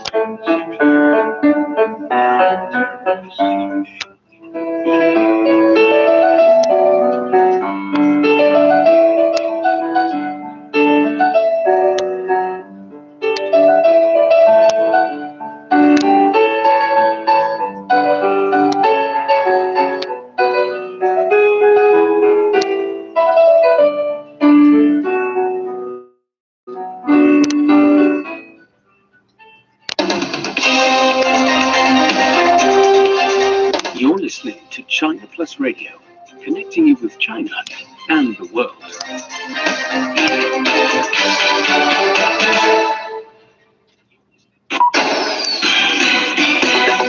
Now at the news, I'm Shane Bigham. Chinese military spokesperson says separatists who attempt to split China will not meet a good end.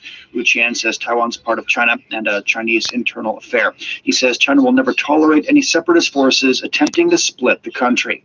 The spokesperson also says China does not renounce the use of force and reserves the option of taking all necessary measures to safeguard China's sovereignty and territorial integrity. Yeah, this is getting serious. A senior official says Macau firmly supports the improvement of Hong Kong's electoral system.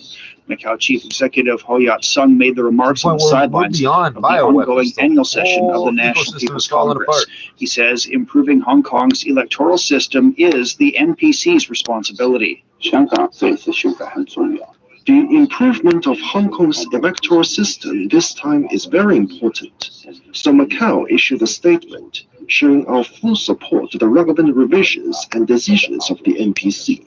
The NPC is the highest organ of state power, and it has the power and the responsibility to do what it should do for the political development of the two special administrative regions. The chief executive also says patriotic education is essential for the special administrative regions of Hong Kong and Macau. He says a complete legal system is necessary to maintain the security in Macau and Hong Kong. The Minister of Science and Technology says China will invest more in basic research over the next 5 years. Wang Zhigang says such funding is expected to reach over 8% of all research and development expenditure. He says China will also formulate a 10-year action plan for basic research. The central government's funding for basic research doubled over the past 5 years. The funding for basic research is estimated at over 6% of its R&D expenditure in 2020. China's established 13 applied mathematics centers and is planning to build several research centers and platforms for basic disciplines. Commerce Minister Wang Wentao says the Chinese government's officially ratified the Regional Comprehensive Economic Partnership Agreement. Speaking on the sidelines of the annual legislative session, Wang says some member countries are also accelerating their procedures. He's expressed hope that member countries can speed up their progress and finally reach the threshold needed for that deal to enter into force. Once he's fat, the World Health Organization's expressed concern over the proposed vaccine passports for international travel during the COVID-19 pandemic. WHO Emergencies Chief Dr. Michael Ryan says he does not recommend the vaccine certifications being considered in some countries. At the present time, the use of certification of vaccination as a requirement for travel is not advised because quite simply, vaccination is just not available enough around the world, and it's not available certainly on an equitable basis. He says that requiring a vaccine passport could cause inequality and unfairness to be branded into the system. The WHO has previously said that it's still unknown how long immunity lasts from the COVID-19 vaccines, and that data is still being collected. New York Governor Andrew Cuomo has highlighted racial disparities in COVID-19 vaccinations in New York City. He says that Black, Hispanic, and Asian communities continue to have low levels of vaccination. 27% of the people in New York City are Black. Only 18% of the people vaccinated. Hispanic, 28% of the population, only 20% vaccinated. Asian population, 16% of the population, 23% of those vaccinated. He announced the launch of 10 new vaccination sites as distribution levels from the federal government continue to increase. Los Angeles County officials are stepping up efforts to fight hate crimes against Asian Americans. Los Angeles County District Attorney George Gascon says it's unfortunate that anti-Asian hate crime has reared its head again during the COVID-19 pandemic in the U.S. We have seen that around our county, we have seen it around our state and our country. I am here to tell you that I am fully committed to standing with you to ensure that those that act on hate will be held accountable. The country has launched the LA versus Hate initiative to encourage people to report anti-Asian hate crimes. And that's the news. I'm Shane Bigger.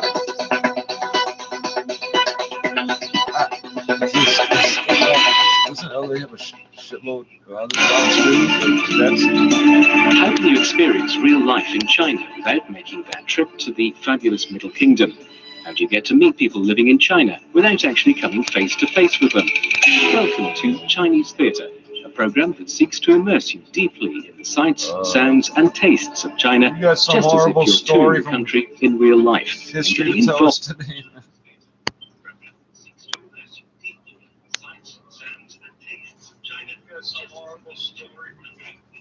Podcast by searching for Studio Plus. We're on Facebook too, so make sure you leave us a comment, opinion, suggestion, anything you want to share with us on Facebook. We'd love to hear from you. And now to kick this hour off, let's go to a song by Mariah Carey, Anytime You Need a Friend. The privacy of everybody had been absolutely destroyed, and I'm not quite sure for what purpose, unless it's revenge.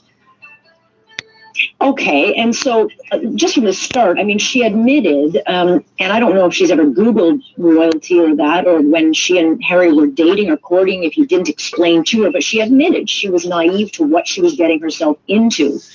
And I'm not sure how you could be shocked by that role. I mean, she had to have known that her life was going to be completely changed. Well, interestingly, she actually said in the interview that she never looked Harry up, and she never looked at what the job was involved, which is a funny way of describing it, because it's not a job, it's a lifestyle. You have to throw yourself in all the time. You're part of this incredible, rather creaky machine that is there to support the Queen in her work in the UK and the Commonwealth. It's not a job. We can't think of it in 9 to 5 time space. Now, interestingly, when I spoke to Harry, he told me that he had spent a lot of time with Meghan before they got engaged, explaining in great detail what she could and she couldn't do. He'd been ditched by other girlfriends because they didn't like the spotlight and they were anxious about what was involved. They got told by somebody to fuck off. On BBC TV on the day they announced their engagement, she said she's ready to be part of the team. The word the team is a favourite of Harry's, or at least was, that all the royal family together as a team. It's a sort of military thing he took into the royal family for himself. 2 or 3 countries have some really and she was very things, keen, and she said she was fine, and they were going to do great things together. So that's Harry's role.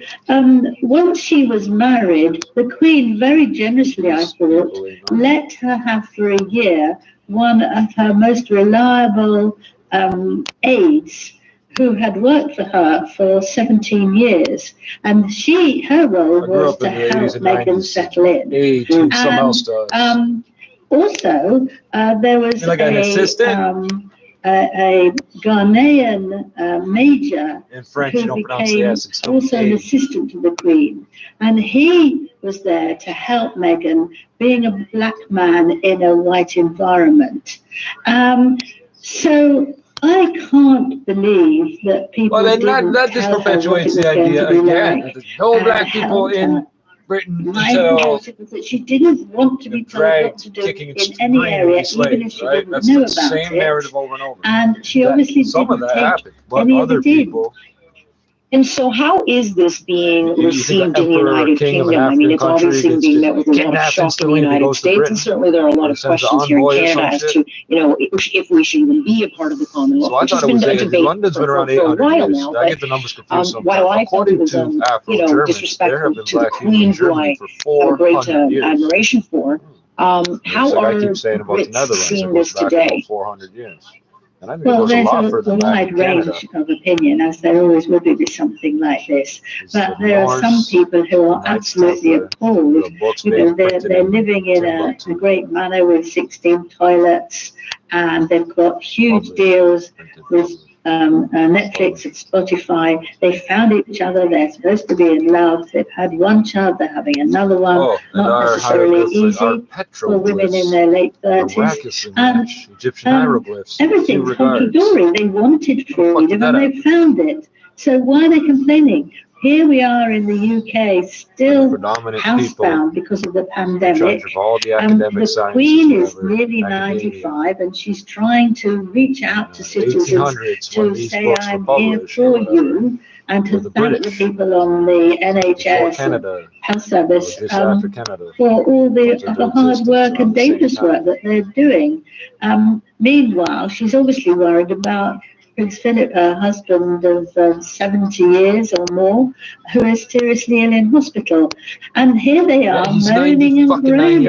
I think many people are disgusted, but she does have fans, and some of them think that, the royal family should be crushed to dust, and Meghan could very well do it. So the comment, and there were a few comments that got people talking, but certainly the comments that were made about Archie, that someone in the family had questioned, what about the coloring of the child? And Oprah came out on American TV today and said, well, it is not the Queen and it is not Prince Philip. And so the problem, and there are many with this, is that we don't know who said it, and Harry made clear he was not going to talk about it. But that means you've got an issue, highly controversial, highly offensive, and highly troubling, that's just left out dangling. And so what's the royal, what does the monarchy do now? So it's a very difficult one. I think that the person who did it was obviously totally and utterly wrong, but we don't know if she was a member of the royal family, a brand new young employee, or someone in the middle. And I think if you attack something like that, you bring something like that up, it's very wrong to imply that it's the it damages the whole royal family because nobody knows. And as you say, it's dangling there. And what do you do with it? If they're not going to tell anybody, and Harry seemed extremely embarrassed to mention it. I suspected he didn't want that mention, but obviously Meghan did because it's very sensitive for her. You know his mother, damn it. And that is It's why a shameful thing. Came out Fuck. They're and said supposed it to wasn't conduct the themselves. Queen or the Duke of Edinburgh. I mean, that was a big statement from her. She obviously saw that people were absolutely shocked and wondered if they were The concern accusing should be, the will Queen this affect how the people respect or don't respect the authority of the royal bloodline? Right. It won't. So, yeah, I mean, it's very funny. He could pass away at any given moment, certainly, and to have his reputation besmirched by this would cause more than just problems. But he talked about Harry saying he hasn't talked to his father. It's clear that his relationship with his brother is strained. I don't think it's going to be made better with the comments that Kate apparently made his wife cry, so she's been thrown under the bus. But he does talk about having a very warm and close relationship with the Queens. And Meghan Markle also said she has a good relationship with the Queen. What happens to that now? And if somebody from Toronto would have snitched on her about it already. To that funeral? No. Yes, well, that we don't know. I have a feeling that Harry Everybody would knows somebody that knows somebody that knows everything. but Meghan would not. I mean, we wouldn't know how far she is in her pregnancy. Right. And having sadly had a miscarriage, she might not want to risk it anyway.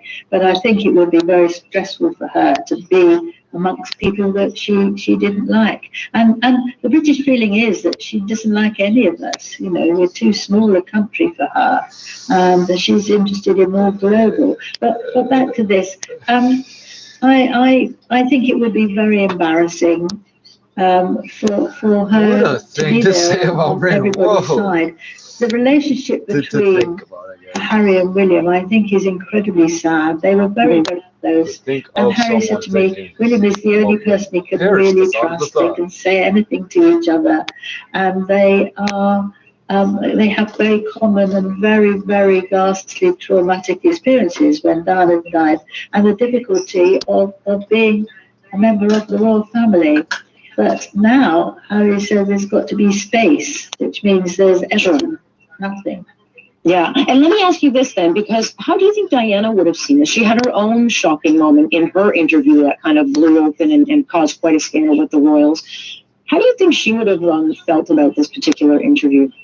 I think she would have banged their heads together and said, don't be so silly. She brought them up to be very close. Because Harry was the spare to the heir, as it were, she made sure that grow up with things like that hanging over your head. That by making him feel tremendously loved. She didn't want him to feel inferior.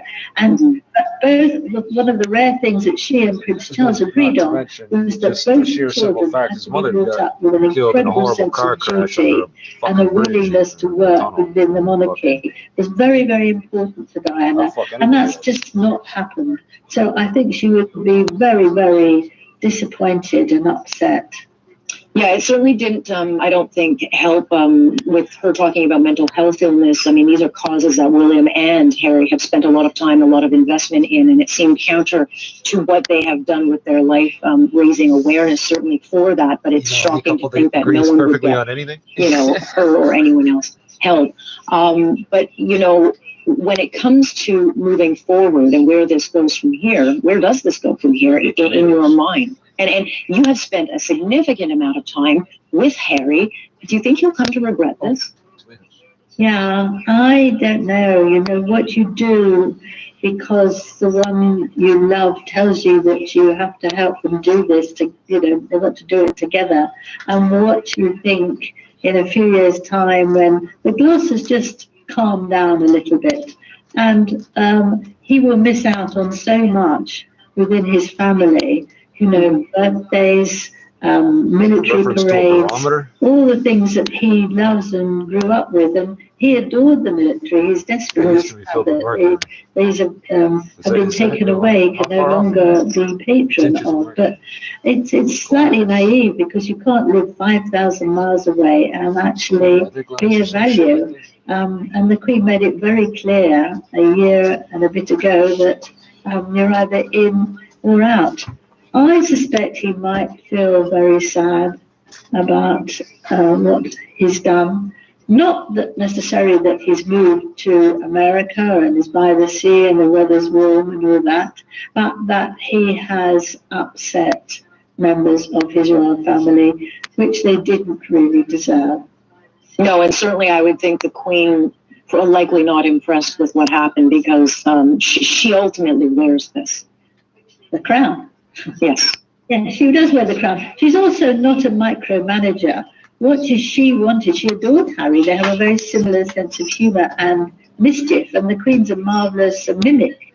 And she would make Harry laugh with all her mimicking different people. And they were very close, and she felt very sorry for him because the loss of his mother was huge. It was for William, but you know, the younger one needs a bit more cuddles and air. And is there any way, Angela, that she wouldn't know of all these problems that Meghan said she was going through? Is there any way the Queen would be out of the loop of these mental health challenges and wouldn't have been able to step in? Well, we don't know about the mental health challenges. I have to say that I find it unbelievable that she couldn't get help. We have to remember that Prince Harry sought psychological help in his early 20s when he was overcome with grief and depression when thinking about his mother. Prince Charles had also that sort of help when his marriage to Diana failed. He recommended various experts to help Diana with her mental health problems. As you just mentioned before, William, Kate and Harry set up a Royal Foundation on which the basis of mental health was very, very important.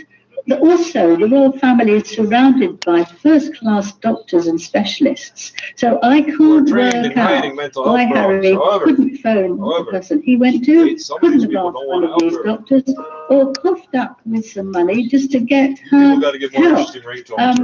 It's tragic that she felt like that, and no one should feel like that. But I can't believe it's because someone in the institution, as she called it, said it would affect the institution if they did anything. I can't believe that for a second. Well, stay tuned, Angela. I'm sure this is not the end of it, and I guess we'll see where this goes. But I do certainly appreciate your time and your insight, given that you've had such a close connection and you have a different view from the rest of the world. So I appreciate it. Thank you. Angela Levin, she authored the book Harry, Conversations with the Prince. And so she probably has a better understanding of this, I think, than a lot of people. But boy, oh boy, we have not heard the last of this. When we come back, where do we fall on the misery scale when it comes to all things COVID?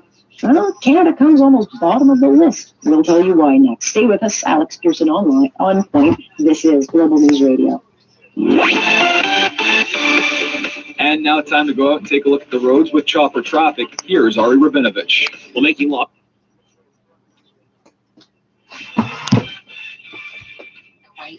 Lane, and we have construction eastbound 401 at the 412. The left lane is blocked here, but really not causing a big delay. Westbound Lakeshore at Young, the right lane is blocked with a stalled truck. Driving less, pay less with CABBAGE Canada's only pay-as-you-drive insurance payment program. Visit CABBAGE.com to learn more.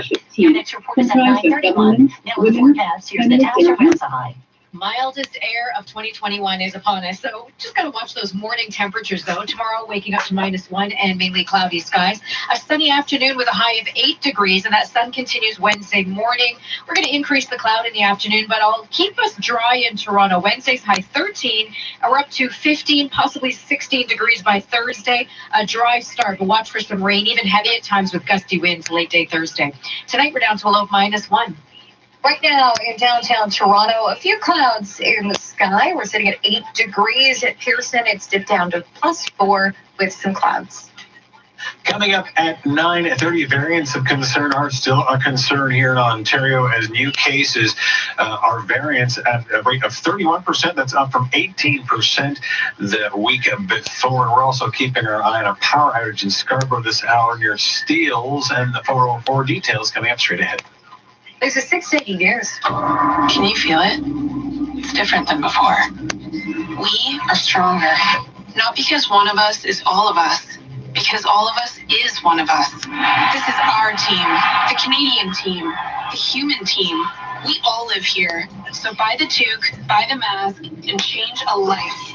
Rise up and join the fight against homelessness. Show your support. Yeah, I do. I pay my rent. That's about all I can do on a practical level. So perfect. Enfants et de leur un peu allumer le téléphone. Montrer à quel point ça peut avoir un bel impact sur leur quotidien finalement. Ça reflète aussi un peu nous, nos propres passions, Laurent et moi, sport et art, et la richesse que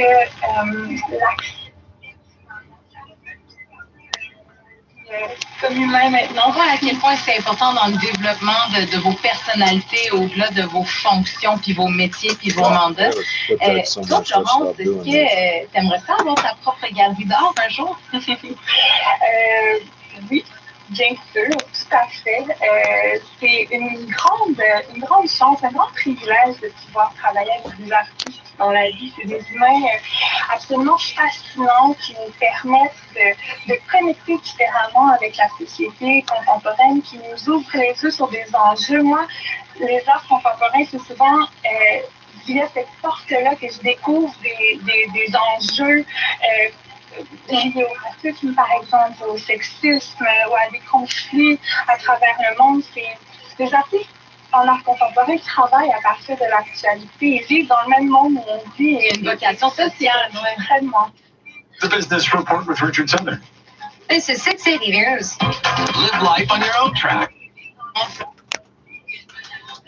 A couple whose love for golden doodles and golf and obscure Scandinavian folk metal and late 90s sitcoms makes them a totally one-of-a-kind match. And at Spence Diamonds, we celebrate love in all its forms. With thousands of excellent Canadian-made designs, find an engagement ring as unique as your love. Spence Diamonds, open now in Vaughan, Scarborough, and Mississauga. Million meals to hungry families impacted by COVID, and we need your help achieving it. Give today at feedingtheneed.ca, and the Daniels Corporation will match donations to a maximum of $250,000. That means for every dollar you donate, Second Harvest can provide 4 healthy, nutritious meals. Donate today at feedingtheneed.ca. 680 News Time 926. Now the Business Report. Here's Richard Southern. Good evening. It was a Monday made for the stocks on Wall Street. Yes, the meme trade, as they call it, alive and well. GameStop made another ascent. The share's up 40%, closing at $192.99. Today, it gained ground on some actual news out of the company.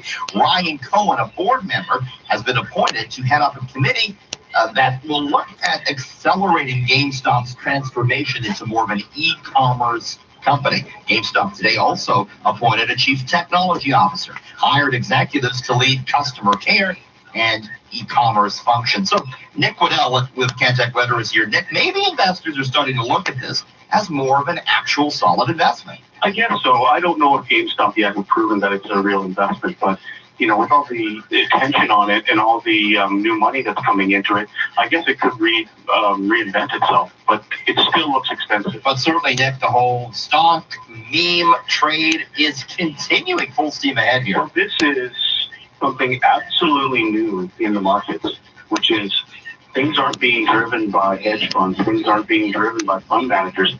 They're being driven by a bunch of guys who are getting together on Reddit. And this is fascinating to watch because how much power do they have? Even they don't know that. Other stocks did well. AMC up to $9.29. BlackBerry shares higher to $12.34. The TSX up 76 points to 18,457. With the Royal Bank overtaking Shopify as the how biggest many publicly traded kilotons of company. rice in our greeneries down there? Today. The Dow up 306 to 31,802. The S&P was down 20, and the sell-off for the NASDAQ continues. It dropped another 310 points. Canadian dollar at 78.92 cents U.S. This is 680 News. For For seniors, it's never been more important to be able to enjoy life in the place you call home. Silver Cross is dedicated to helping you stay mobile in the comfort of your home for as long as possible. From medical beds to stair lifts to home lifts, wheelchairs to walkers, Silver Cross has all kinds of ways to help you stay in your home longer. Right now, you can even buy a stair lift online, including professional installation. Visit silvercrossstores.com today and connect with an expert, because home is where you want to be. New Life Fertility is now open in Toronto. And to celebrate, New Life is offering their IVF package for only $8,800. This unheard of low cost includes full IVF cycle, pressure frozen transfer, ICSI, and mother storage. No other fees. New Life is also offering IUI for just $350. Limited packages available, so register now at newlifefertility.com. Available at all 8 locations, but only until May 15th. New Life Fertility, where life begins. Put us on to find out what to wear. The best weather reports in the city every 10 minutes on Another thing people come to Canada for. James Mackin is our editor this evening. Julie Rosie at the digital desk. Michelle Martin's at the web desk. This is CFTR 680 News at 9:30. Toronto's #1 for breaking news, traffic, and weather. This is 680 News. Good evening, it's Monday, March the 8th. I'm Caitlin Lee. I'm Scott Burnett. Here's what's making news right now. The province is reporting a significant jump in COVID-19 cases screening positive for variants of concern at more than 30%. Toronto is opening 3 of its mass immunization clinics 2 weeks ahead of schedule, thanks to a shipment of over 17,000 vaccine doses headed our way next week. We're getting a first glimpse of what America's new normal will look like post-vaccination. The province offering this dose of reality. We really are nowhere near what the CDC is recommending. 3,000 homes and businesses without power in Scarborough. Toronto Hydro working to get things back online. The Maple Leafs have the night off as they get set to host the Winnipeg Jets tomorrow, as Toronto FC has to shut down preseason training because of positive COVID-19 tests. Sports at 45. TSX and the Dow will buy with the sell-off for technology continues. Big day for GameStop, and what's going on with the price of gas here in Toronto? We're finding out in business at 56. 680 News Time, 9:31. Time for traffic and weather together on the ones. Let's check in with Christine Lango. This report is brought to you by Hakeem Optical. Well, it bears repeating, northbound 400 at Aurora Road. Earlier problems have been cleared away. All lanes have been reopened through this stretch, and I'm not spotting any delay left over. So there's some more good news for you. In fact, I'm looking at the rest of the major routes, and really no big delays on any of them from what I can see here. Even though we have a bit of construction, eastbound 401 at the 412, left lane is blocked. Westbound 401 at Brimley in the Express, they've closed off the right lane. And on westbound Lakeshore at Yonge, we have a stalled truck blocking the right lane. Hakeem Optical's Hello to Spring sale is in full bloom. Buy 2 pairs of glasses with frames and lenses starting at $199. For fashionable and affordable eyewear, visit Hakeem Optical today. Your next report is at 9:41. Now with the forecast, here's Natasha Ramsahai. Waking up to a little bit of cloud cover in -1, but that cloud is going to clear through the afternoon. So with that sun late in the day, expect a high near 8 degrees. Tonight, we're down to a low of -1. Downtown Toronto right now, a few clouds and 9 degrees. 680 News Time, 9:32.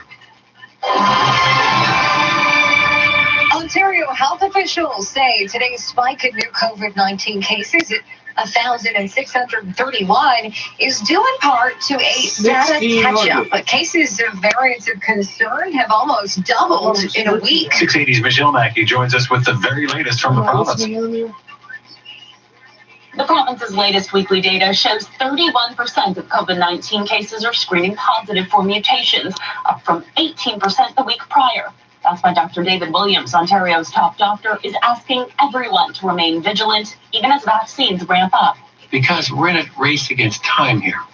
As they are rising, we are getting more vaccines. We are stepping up on the vaccination numbers. We want to vaccinate as quickly as we can, as many as we can, but that will take time. Toronto's top doctor doubling down on that message. We cannot take the promise of vaccines for granted. Dr. Eileen Didala says nearly 40% of the city's cases are now screening positive for variants, nearly double that of the week prior.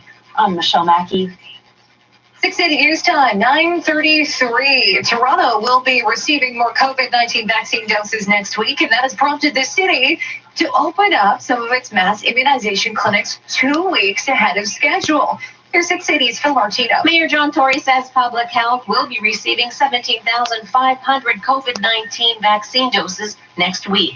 Enough vaccine to open 3 of its mass immunization clinics ahead of schedule. The Toronto Congress Centre in Etobicoke, the Scarborough Town Centre site, and the Metro Toronto Convention Centre site will be opening on March 17th to vaccinate people 80 years of age and older. Matthew Pegg, Fire Chief and General Manager of Emergency Management, says the clinics will operate from 11 a.m. to 8 p.m. 7 days a week. Our clinic operational plans are fully scalable, and we have plans in place to be able to increase the number of vaccines that are able to be administered in the city-operated clinics to approximately 975,000 doses per month. Toronto has also launched its own website and hotline for booking COVID-19 vaccines as it waits for a provincial system to get up and running. I'm Phil Martino. 680 News Time, 9:35. Happening right now, in the East and Toronto Hydro working to restore power to around 3,000 homes and businesses in Scarborough. The outage is currently bordered from Steele south to Finch and the 404 heading east to Midland. The outage starting around 8 o'clock tonight. It's currently not known what the possible cause is, and there's no expected repair time, but the outage is shrinking. Stay with 680 News for more on this developing story. Bars, restaurants, hair salons, and gyms remain closed, but shopping malls are open again in Toronto and Peel region as we enter the gray zone. Customers back inside Sherway Gardens with almost every store inside back open. Gray zone regulations mean mall capacity in Toronto and Peel region is capped at 25%. But that's more than good enough for shoppers who have been going moderately stir-crazy at home. Yeah, let's get on 1 through 10, I guess 6. And shoppers tell me, yes, they do feel safe enough to gather in a mall again. It's better to open the mall so that people can go out, breathe, take a little walk at least inside, and make sure they follow their whole safety precautions, stay 2 meters apart. We are taking all the precautions that we can. Here at Sherway, there's a greeter at the door asking about symptoms. There's hand sanitizer dispensers everywhere. Arrows are still on the floor. Crowd control. Honestly, though, not a lot of people inside paying close attention to those. Where the next person is has nothing to do with where the arrow on the floor is. Well, if you go through the aisles in the same direction, that makes a difference when you're passing within a meter, because the aisles are all 2 meters wide. Here in Canada say don't expect anything like that up So here. stay there and wait for the person ahead of you to keep moving ahead, right? That makes no sense. Scott, fully vaccinated Americans can look aisles forward are designed to the way they are, with not access to get-togethers both with ends. friends They and could have hugging just a loved sealed off one, the one even end. if they haven't received a shot themselves. Newly released CDC recommendations say the vaccinated and unvaccinated can mingle as long as no one's at risk of developing severe COVID-19 disease. But that guidance is out of step with our reality, according to the province's associate medical officer. Dr. Barbara Yaffe says our southern neighbor has a much higher percentage of its population vaccinated. We are obviously at this point working very hard to get people vaccinated, and we do have a pretty good level right now in long-term care and retirement homes, which is great, and Operation Health Immunity. But other than that, we really are nowhere near what the CDC is recommending at this point in Ontario. More than 92 million doses have been administered in the U.S., of which 31 million people have received their final shot. The CDC, however, is still recommending they wear that mask at the grocery store and other public places. Reporting live, I'm Karen Seolin. 680 News Time, 9:37. A part-time instructor at McMaster University is accused of making homophobic comments during a recent Toronto Catholic District School Board meeting. In a YouTube video of the meeting, Jody Malin says he's a father of 2 students who opposes the board's proposal to fly the gay pride flag over its schools for Pride Month. He claims that's out of step with the Catholic faith and goes on to quote a Bible passage that calls for punishment in the form of drowning. Toronto police are investigating whether this qualifies as hate speech. Both the TCDSB and McMaster University condemned the comments in separate statements. Asked if Mallet will keep his job, McMaster says it's still looking into the matter. Here with All News Radio, 680 News at 9:38. It is a time to celebrate the women that inspire us and take action for equality. This International Women's Day, 680's Hannah Mae Nasser spoke with a PR expert about how some companies are missing the mark. I think a lot of companies look at International Women's Day as a hallmark holiday. That is Leslie Bolt with Bolt Communications, who says if companies are going to mark International Women's Day, they should be focusing on the steps they've taken to support women. Engineering, technology, there's a lot of sectors that are very male-dominated. If they're going to embrace International Women's Day, they should be demonstrating how they're creating opportunities for women to get in those fields. A new survey from ADP Canada and Léger shows that pay equity remains a persistent challenge for Canadian organizations. It also shows the pandemic has had a negative impact for women when it comes to career growth and stress levels. I'm Hannah Mae Nasser. 680 News Time, 9:39. 1877 Cars for Kids. KARS Cars for Kids. Where is the data on this? Yeah, well, to be perfectly frank, there just isn't any data yet. Remember, we only started giving these vaccines 2 months ago. These are brand new vaccines. And while we have them here in Canada and throughout the world at a time frame that's really unprecedented, they are new vaccines, and we're still watching the data as it comes in. Health Canada approved these vaccines based on the manufacturer's directions, and Pfizer came out as early as Thursday or Friday and said they're not going to endorse any province that lengthens the time between first and second dosing. Dr. Fauci has coming out and says that second dose on time is crucial. So why is Canada then such an outlier? Yeah, well, clearly the decision that NACI made last week is around weighing the risk-benefit ratio between getting more doses to more people early versus, the potential risk of delaying that second dose out for 4 months. And in medicine, we like to practice medicine on the basis of hard evidence. That's why we do the clinical trials. That's why we take our time. We do them carefully. We spend time, analyzing that data before they get approval. And in this case, the clinical trials were done a certain way. They were done with those 2 doses spaced 3 weeks apart, and they were incredibly effective.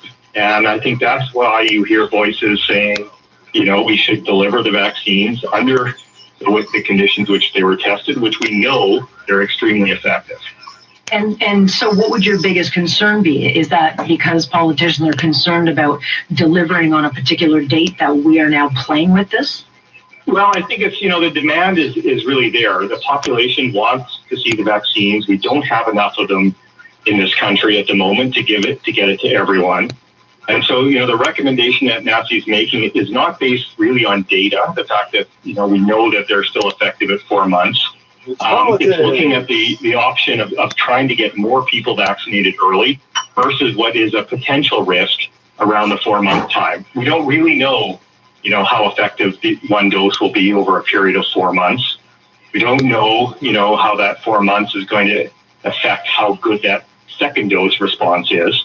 And there are lots of smart people on the committee and lots of, immunologists, looking at the data, looking at our experience with vaccines in the past and saying, we expect the dose to be still effective at 4 months. And they may very well be, 100% correct.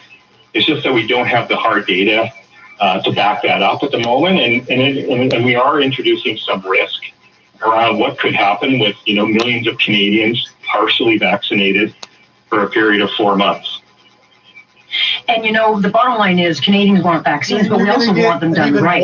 And so, they're taking a risk. It seems something is better than nothing. And my concern, and I think others would be, that viruses are smart. They can build a resistance. So if we all just get 1 shot, what if the virus then builds a resistance, and then we have to continue to go through this? Yeah, well, there's some concern there. So what we have seen with 1 vaccine is that it does offer protection. It will prevent a lot of people from, getting COVID or getting sick from COVID. But there is a risk, there's a risk that, in elderly people or in other immunocompromised people where that 1 shot is not going to be enough to protect them. This could be a breeding ground for variants and for, people who become infected and aren't able to resolve their infection. That's one of the concerns that have been raised by immunologists. We don't know, it's like we say we're in uncharted waters here a little bit. We don't know that. A little bit. Canada is a little bit out on its own here. It's the only country that's proposed going out to 4 months. The UK, from the beginning has been administering their second doses at 3 months. And there was a lot of concern and criticism and discussion there as well. They're out front of us, so we can learn from them. And, I do expect that NACI and the other regulatory bodies will be watching what's happening as data comes out of the UK and other jurisdictions. And, if we need to, we potentially can update that guidance and change course on the way as well. Doctor, I appreciate your insight into this, and we'll chat again. I appreciate this. Thanks, Alex. Stay with us here, Alex Pearson. This is Global News Radio. Time now for a check on the roads with a look at chopper traffic. Here's Ari Rabinovich. And great news on the 400. Earlier problems on Aurora Road now completely clear. Alton lanes. Sleep well, stay well. Sleep cut.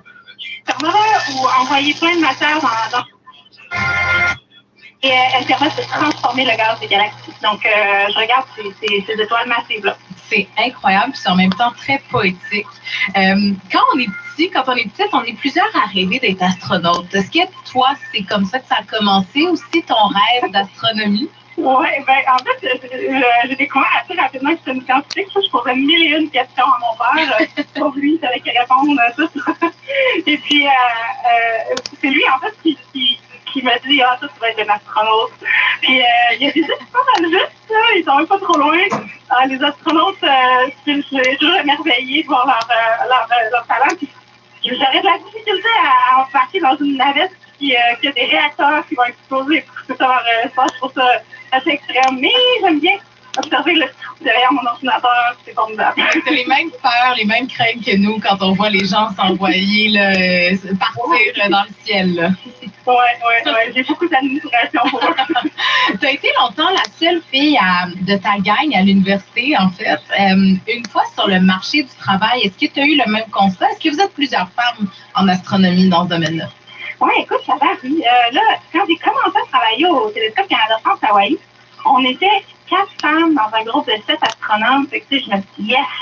Enfin, je vais pouvoir. C'était super le fun, on se sentait super à l'aise. 4 femmes de différentes générations aussi, fait que j'ai pu apprendre de celles qui avaient plus d'expérience. Puis, je me sentais tellement à l'aise. C'est pas toujours le cas. Écoute, j'étais dans des meetings, dans des réunions où il y avait presque pas de femmes. C'est sûr que notre voix porte moins, il faut vraiment faire notre place. On n'est pas aussi écouté de la même façon. Fait que je pense que c'est super important qu'il y ait une bonne balance, en fait. Ça nous permet de contribuer à 100% de ce qu'on est capable de contribuer, puis c'est super important pour l'astronomie. Je l'ai dit tantôt, tu es la première femme québécoise Inou à avoir décroché un doctorat en astrophysique. Quand est-ce que tu as su que tu avais fracassé ce plafond de verre-là, puis ça te fait quoi? Oui, c'est une bonne question. En fait, je l'ai découvert par surprise par une question d'un journaliste qui m'avait contacté. Oui. Puis, en fait, l'astronomie, la communauté... As an entrepreneur, I always have to be ready. Ready to invest in our online presence. Ready to increase our cash flow. Ready to adapt to our new reality. The BDC Small Business Loan is here to help you be ready for what's ahead. Get up to $100,000 with affordable terms and no application fees. It's quick, easy, and 100% online. Apply now at bdc.ca/online loan. BDC. Financing, advising, smarts. Did you know that companies with a blog get 55% more web traffic and 78% of web users research products online before buying? If you're not creating fresh, unique content on your website, you could be missing out on a lot of potential customers. That's where Numero Uno Web Solutions can help. Our professional Canadian writers create online content that moves your company to the top of the list. A 4.9 out of 5-star Google rating speaks for itself. Find out more at numerounoweb.com. 680 News Time 948. Disabled Canadians and their allies promising to leave it all on the field as they fight Bill C-7, which would expand access to medical assistance in dying. And they're doing it with the Disability Filibuster, an online effort to compel MPs to rethink the passage of the federal legislation. Quinn Lawrence is one of the organizers. Because it puts our lives in so much danger and puts us at risk of things like medical coercion, and is essentially eugenics, even if people want to say that it isn't modern eugenics. Lawrence worries if the bill goes through, medical assistance in dying would be available to those whose sole qualifying criteria is having a mental health-related disability. The filibuster aims to run until midnight Eastern time on Friday. I'm John Ackerman. 680 News Time, 9:49. Cracking down on fentanyl, not enough to stop the ongoing opioid crisis. Waterloo police say they said what they thought was fentanyl for analysis last December, only to find out it was actually a new fentanyl-like drug. Furanyl UF17 was first identified in Ontario in 2019. Still a new drug, and Health Canada says it's still learning, but they believe it causes feelings of unease or depression and hallucinations. Waterloo Region Police Chief Brian Larkin says as the government and police crack down more on fentanyl, it is to be expected street drugs will see some change. He says we need to keep having the hard conversations about how we address addiction locally, including that we only have one supervised consumption site. And if you look at our shelter care approach, we very much have moved individuals away from that consumption treatment site. It's not accessible anymore. Our shelter care is either in Cambridge or it's actually moved up to Waterloo. He says it can be a polarizing issue, but people are dying. In our region, 16 suspected overdose-related deaths already this year. I'm Casey Taylor. Traffic and weather is next. 680 News Time, 9:50. International Women's Day is today. In honor of this, we're celebrating the women of Rogers. My name is Jordan Jackson, and I'm manager of National Cable Program Management at Rogers. My happy places are spending time with my incredible husband and 3 children and looking after myself. My advice for women is to go really deep to unpack what brings out the best in you so it becomes infectious to others, that drives them to not only advocate for you, but inspires them to do the same for themselves. Happy International Women's Day from the Rogers Women's Network. Get hooked on Bolt Plus. Bolt Plus is your fastener specialist, plus so much more. Check out their massive showroom filled with an extensive inventory of industrial and safety supplies, such as abrasives, adhesives, and lubricants, anchors, storage bins, paints and coatings, cutting tools, chain hooks, and wire rope, plus a huge stock of DeWalt and Milwaukee power tools. Let their knowledgeable staff source your hard-to-find items. Bolt Plus, proudly Canadian-owned and operated, many locations to serve you. Shop online, boltplus.ca.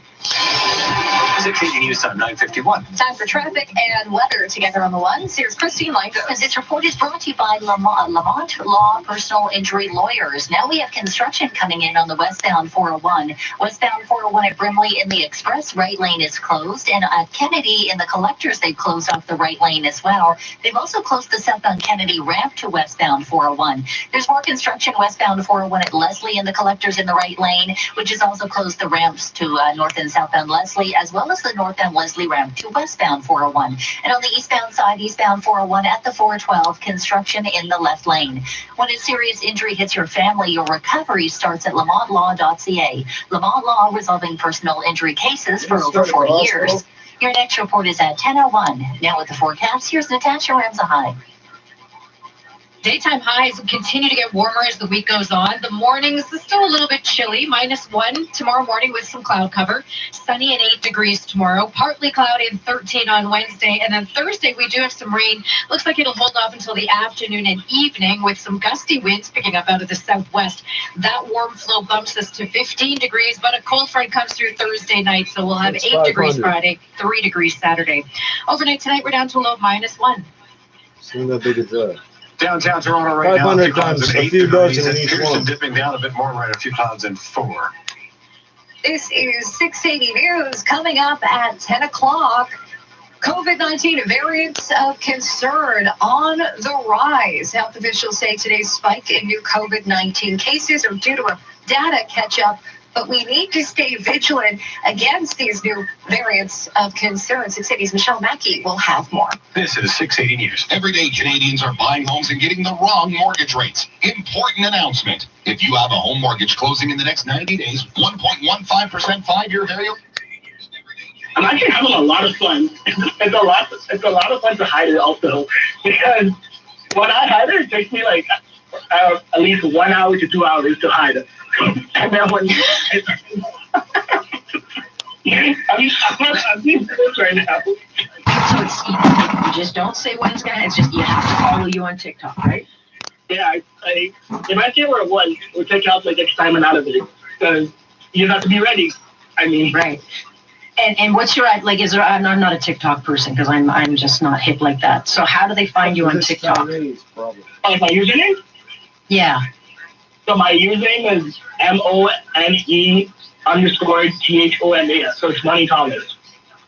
Money Thomas. All right, Money Thomas on TikTok. Hey, I love the initiative. I love the generosity. I think it's a really neat thing you're doing in a very, very tough time. So hats off to you, Joanne, to give a bit of brightness in a very dark time. So good on you. Thank you. Thank you. Thanks for having me. We'll see where it goes and where it leads us, but good on you for paying it forward. That is Joanne Thomas. There you go. If you've got TikTok or you're on there and you're in the, well, who knows where he's going to plant it next, but awesome that he's just kind of paying it forward and not spending money on himself. I love things like this. All right, that gets us through the hardest day of the week. Charlie Adler will take you forward right after me on Global News Radio 640 Toronto and our sister station. 20 Parliament Hill. 680 news time, 9:54. The CBC sitcom Kim's Convenience set to close up shop after its 5th season. What's that? No, I don't watch the show. I actually shop at Korean-owned businesses. Than planned in early 2020 when the comedy was renewed. The producers say in a statement they decided they couldn't move forward with another season after 2 of the show's co-creators left to pursue other projects. Your business report in 1 minute. 680 news time, 9:55. It's so successful. Everybody moved on to other bigger, better projects. Sportsnet now. Do you feel trapped with unreliable illegal sports streams? Stuck in the glitchy, pixelated wasteland of pirated sports? Well, the freedom that you deserve is now with Sportsnet Now. All you need is an internet connection, and you can stream the game wherever your imagination takes you. Live stream sports with Sportsnet Now, starting at $9.99. Visit smnow.ca for details. At Sicily Honda, our family wants your family to drive a great deal during our Honda Dream Garage event. Right now, get $3,000 in consumer cash on all in-stock 2020 CRVs. Plus, enjoy 0.99% rates on all 2020 Civics, up to 60 months lease and 84 months finance. Go to SicelyHonda.com for details and hurry into Sicily Honda, 88 Steeles Avenue, just west of Yonge. I'm Hugh Sicily, and we're family driven. 9:56. Now time for your business report. Good evening. Hey, have you noticed the price of gas? My goodness, why is it so expensive? It's actually the most we paid since the spring of 2019. We're showing out $1.26.9 a liter at most stations throughout the city. And this comes back to the energy markets. The price of oil, which has gone up quite a bit lately. It's really just speculation that the economy is going to do better, and therefore we're going to be driving more.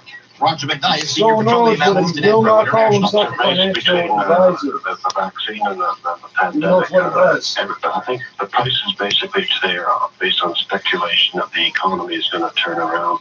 If you put premium gas in your vehicle, you're certainly noticing a lot of sticker shock. Some listeners have been emailing 680 News asking why they're paying so much more for premium. And Roger says it's because there's more demand for it. The advent of the higher end SUVs and whatnot, and the imported cars, the premium gas is becoming a higher demand item. So a little bit of a silver lining. Price of oil did fall today down to $64.72. The price of gas not expected to change tonight, although the forecast is for a drop of a penny on Wednesday morning. The TSX closed higher, up 76 points at 18,457. Royal Bank replaced Shopify as the most valuable company on the TSX. We had Shopify closing down 4.5%, $1,366 per share. Same story on Wall Street. The Dow was up 306 points, 31,802, but the NASDAQ fell 310. The sell-off for tech continuing. Tesla down 5.8%. $562. Can't stop, won't stop. GameStop GME closes up 40% at $192. Canadian dollar 78.93 cents US. This is 680 News. And now it's time for Good News. Brought to you by Honda, of course. At the Dream Garage event on for a limited time, all you have to do is hurry to your nearest Honda dealer, and you can get $3,000 in cash incentives on any 2020 Civic sedan model. Hold on, I think I read that wrong. Nope, says it right here. $3,000 in cash incentives. Now that really is good news, and I would know. Conditions apply. Appointments may be required in select markets. Start shopping at HondaOntario.com. If I told you there are as many as 2,000 homeless youth in our city each night, would you care? What if I told you most of them have suffered from abuse and neglect? Then would you care? What if I told you many feel safer on the streets than they do at home? Now, do you care? What if I told you I really I don't know if this is supposed to appeal to, because everybody you're advertising to argues with all of these things. $8 a month to Covenant House Toronto and provide homeless kids with a warm bed, hot meal, and a better future. Visit covenanthousetoronto.ca to donate. This is your breaking news station, 680 News. Right now in downtown Toronto, it is +8. There's a few clouds in the sky at Pearson, +4. With a few clouds. In Brampton, we're sitting at 6 degrees, a few clouds. Really? Milton at 6 degrees, partly cloudy. And in Oakville, 7 degrees. Why isn't the snow partly melting? cloudy. The News Watch never stops. 680 News is I do CFTR know the answer to AM that. Toronto. James Mackin is our editor this evening. Julia Rulisi is at the digital desk. And Michelle Morton is at the web desk. 680 News time, 10 o'clock. Toronto's #1 for breaking news, traffic, and weather. This is 680 News. It's Monday, March 8th. Good evening, I'm Scott Burnett. And I'm Caitlin Lee. Here's what's making news this hour. Variants of concern are on the rise in Ontario, with the percent of cases screening positive for mutations nearly doubling over the past week. More COVID-19 vaccine doses are heading to Toronto, so the mayor says the city is opening 3 of its mad-danger grandparents again, going for dinner with a friend. A visit with your family without wearing masks. The CDC says that will be the reality for fully vaccinated Americans. It's not a Hallmark holiday. We speak with a How are you going to keep track of who's some companies vaccinated? missed the mark on International Women's Day. The Maple Leafs hit the practice ice ahead of their game against the Winnipeg Jets tomorrow, as we'll check in on a 6-game sked in the National Hockey League. Starts at 15. Schedule, sked, why not shed? Why not just say shed? Stocks are clobbered again, and we're looking at the financial cost of supporting the British monarchy here in Canada in business at 26. 680 News time, 10:01. Time for traffic and weather together on the ones at the traffic center. Good evening, Craig here. Hey, good evening, guys. This report is brought to you by 407 ETR. We've got construction popping up now. Westbound 401, you're going to find it west of McCowan and the Express. 2 right lanes are blocked off tonight. They've also shut down the transfer west of McCowan from the Express into the collectors. So if that's where you usually make your switch, you won't be able to. We'll see if they end up closing a stretch of collectors or not. But right now they remain open. We have the southbound Kennedy and the northbound Leslie ramps to the westbound 401 closed, as well as the westbound 401 ramp to Leslie shut down for construction. Well, westbound 403 on the ramp to Huron, Ontario, the left lane's blocked, but you can still access this ramp. 407 ETR remains committed to supporting customers and communities in the GTA throughout the long-term recovery. Learn more at 407etr.com/road to recovery. Next report's at 10:11 with the forecast. Here's Natasha Ramsahai. Mild days, but cool mornings still. We're going to be waking up to -1 tomorrow. Just a slight wind chill of -3 before we get up to our high of 8 degrees. We've got the cloud in the morning, but by the afternoon, just a light lake breeze with sunshine. Overnight tonight, down to a low of -1. Right now in downtown Toronto, we're still sitting at +8 with a few clouds. It's dipped down to +4 at Pearson and partly cloudy. 680 News time, 10:02. While Ontario reported 1,631 new cases of COVID-19 today, the boost is being blamed on a data catch-up. However, health officials say the rise in variants of concern is significant, and we should remain vigilant. 680's Michelle Mackey reports. A significant increase in variants of concern.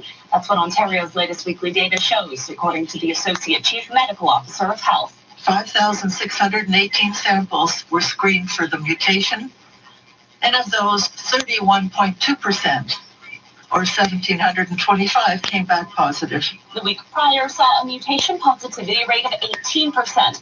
It's a similar story in Toronto, where the city's top doctor says nearly 40% of COVID cases are now screening positive for these more transmissible mutations. So we have come perilously close to almost doubling this count within a week.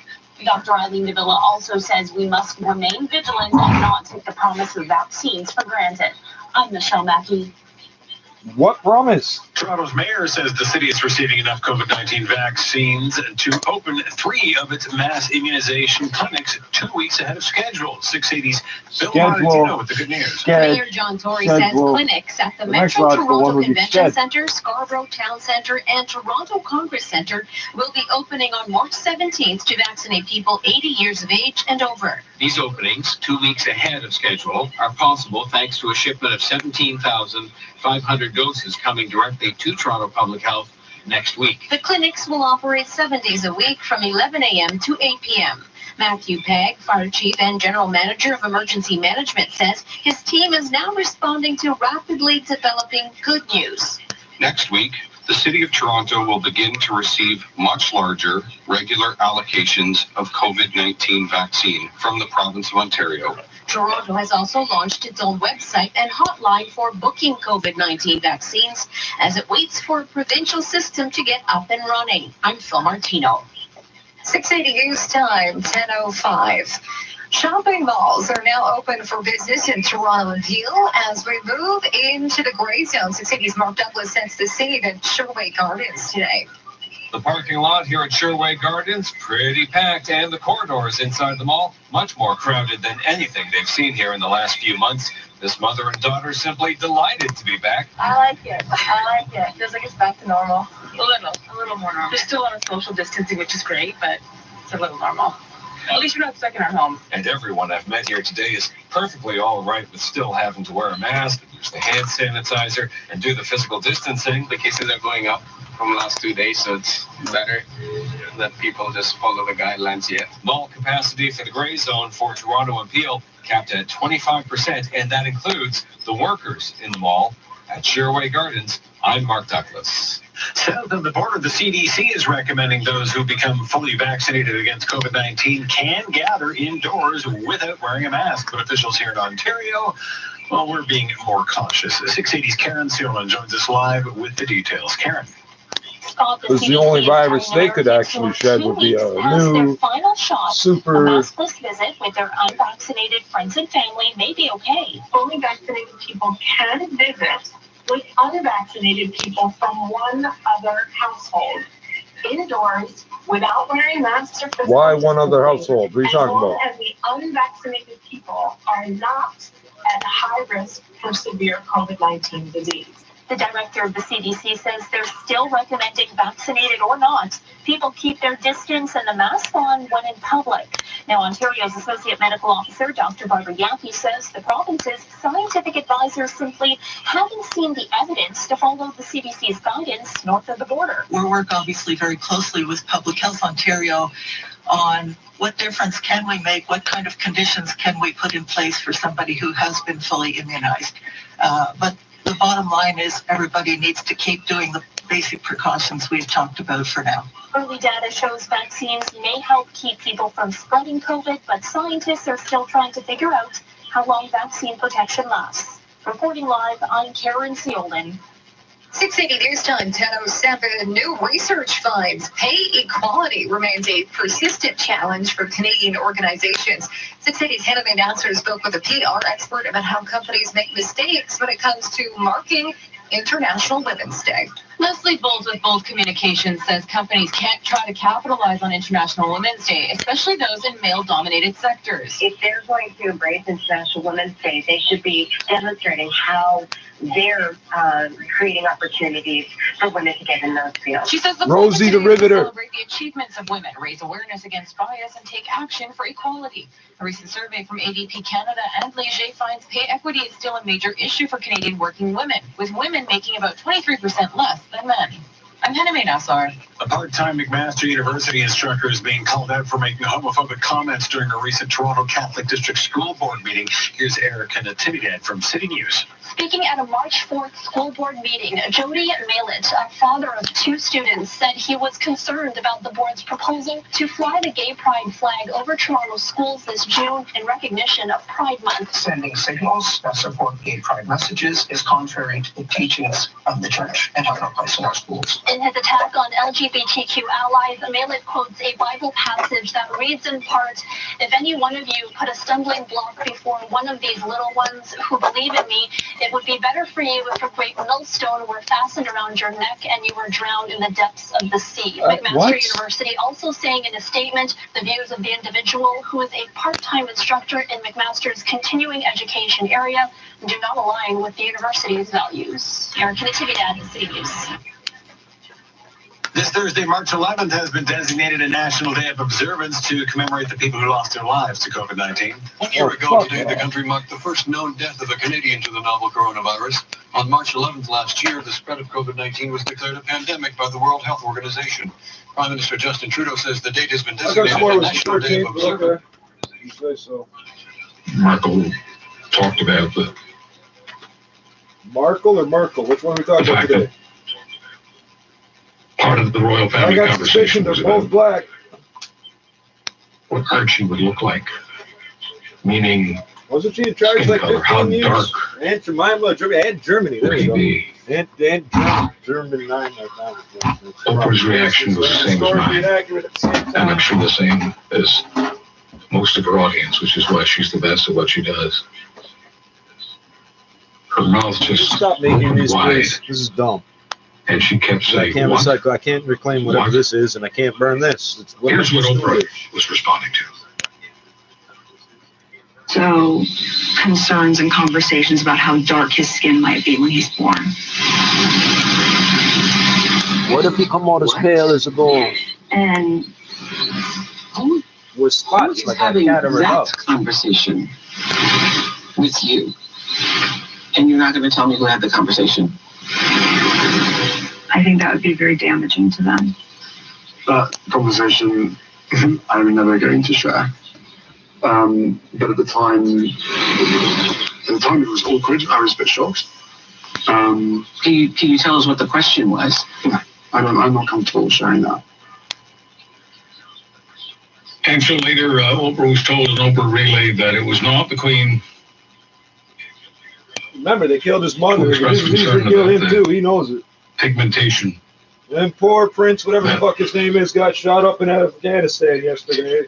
Harry It was a and top Meghan's secret child. mission. They didn't tell anybody. Yeah. It happens like that in real life. Prince Philip.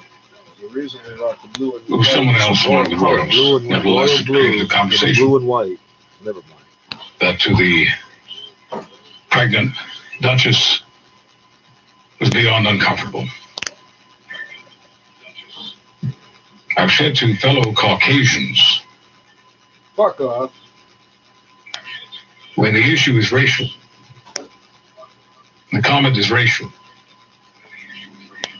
pay attention to what Because of white people, you'd be talking about a group of People people. in your Now you're circle. talking about a genetic thing. who are people of color say. Shut the cake hole. Shit, thank you. Listen to them. Listen to them.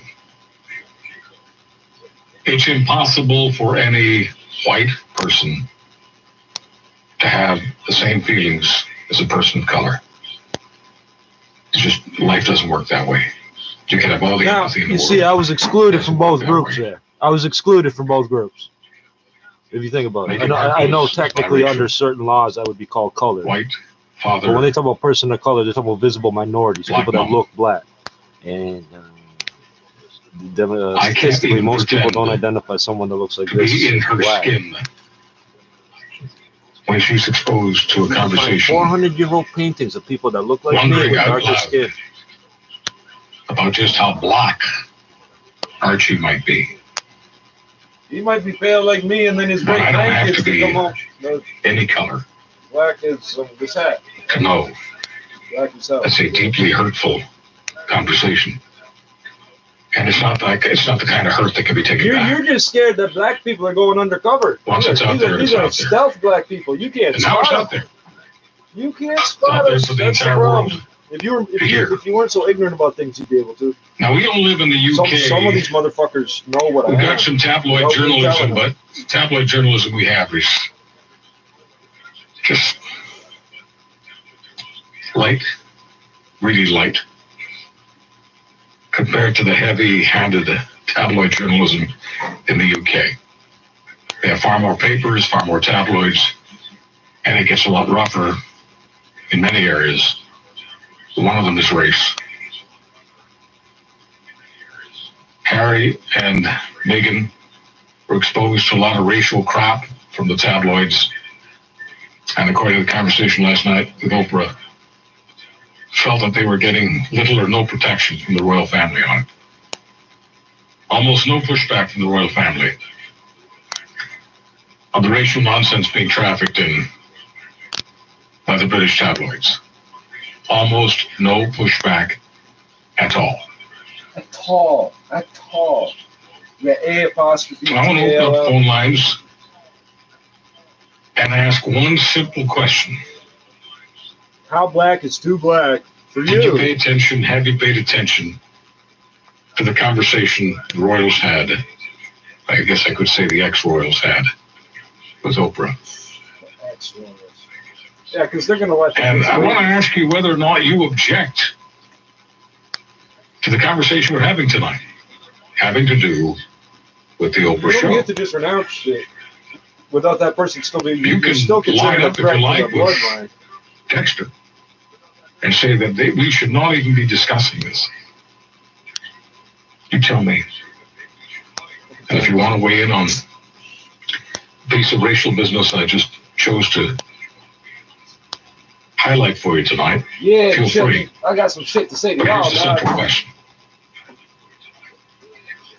Do you think it's right or wrong to spend some time on this show, this talk show, on the Oprah, Meghan, Harry chat on Sunday? 1-877-399-9898 is our number. Toll free, 1-877-399-9898. If you're texting, just give us your location, would you? And your first name. 1-877-399-9898 to text or call. That's Canadian Common Sense, and this is Charles Adler tonight. Don't miss your daily fix of 600. Why not the was it Run DMC? Walk this way. You have 31% of new cases, up from just 18% the week before. And some Torontonians will be able to celebrate St. Patrick's Day with a shot. Not that kind. 3 mass vaccination sites in the city will open next Wednesday, March 17th at the Metro Convention Centre, Scarborough Town Centre, and Toronto Congress Centre. Le transport léger, mais il y a un grand avantage à l'utiliser. When you play African music, you put it on air. When you talk about important shit, you put it on air. I don't understand the léger, on peut l'utiliser aussi beaucoup pour la cogénération. Et si on regarde dans le futur, quelles sont les tendances, on peut utiliser l'hydrogène, en particulier pour les camions, les trains. Mais le premier train qu'il y a eu en Allemagne en 2018 est un train qui a été fabriqué par une compagnie canadienne d'ailleurs.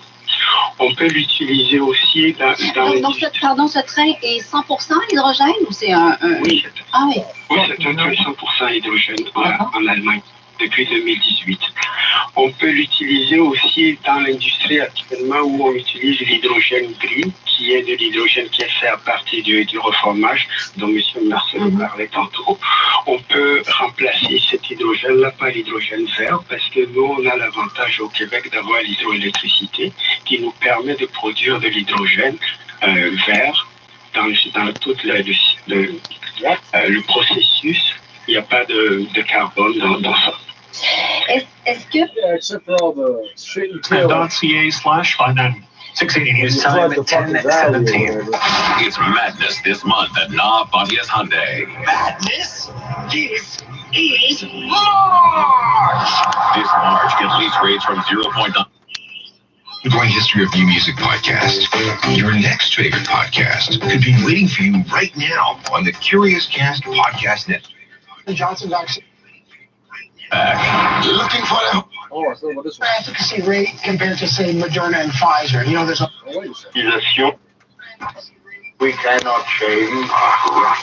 If you'll say it, sir. Have you a bit of paper, please? Just a bit of paper, whatever's about. What do you mean to write on? To write something? To write a curious phrase that's been running through my mind. Well, there, that paper, that will do. Thank you, Mr. Ford. Here. I'm writing down a bit from a book. You're a bookman. Perhaps you can tell me what book it's from. Wasn't like a man at all to her. There we are. Just read it aloud for me. She could not believe it was actually happening. When she was dancing in the afternoon at CABBAGE's, or in the evening at the Carlton, sliding about with some suave man who wasn't like a man at all to her. Well, Mr. Swan?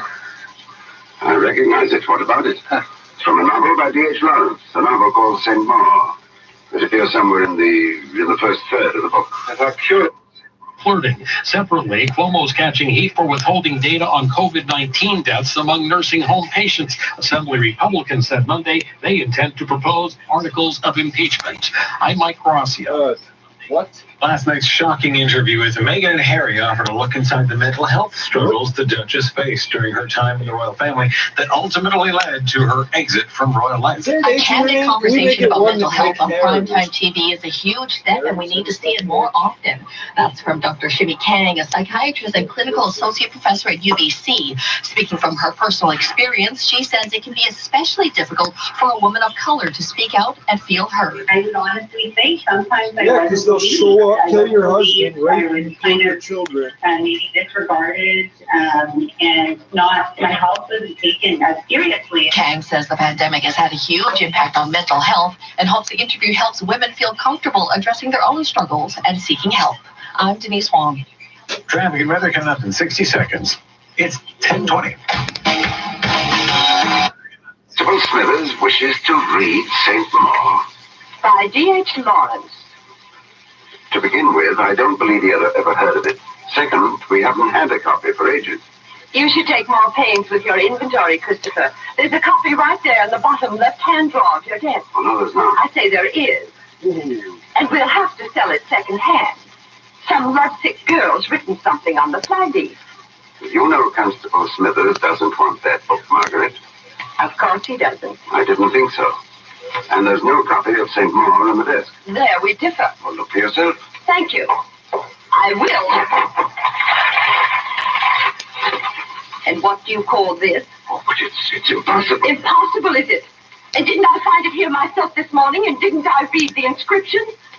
You put it there yourself. Oh, now I know you've gone mad. I only suspected it before. Yesterday, the book was in that drawer. And Swan predicted that you'd find it there. But I took it out and hid it upstairs in my bedroom. You returned it to the drawer to make his prediction come true.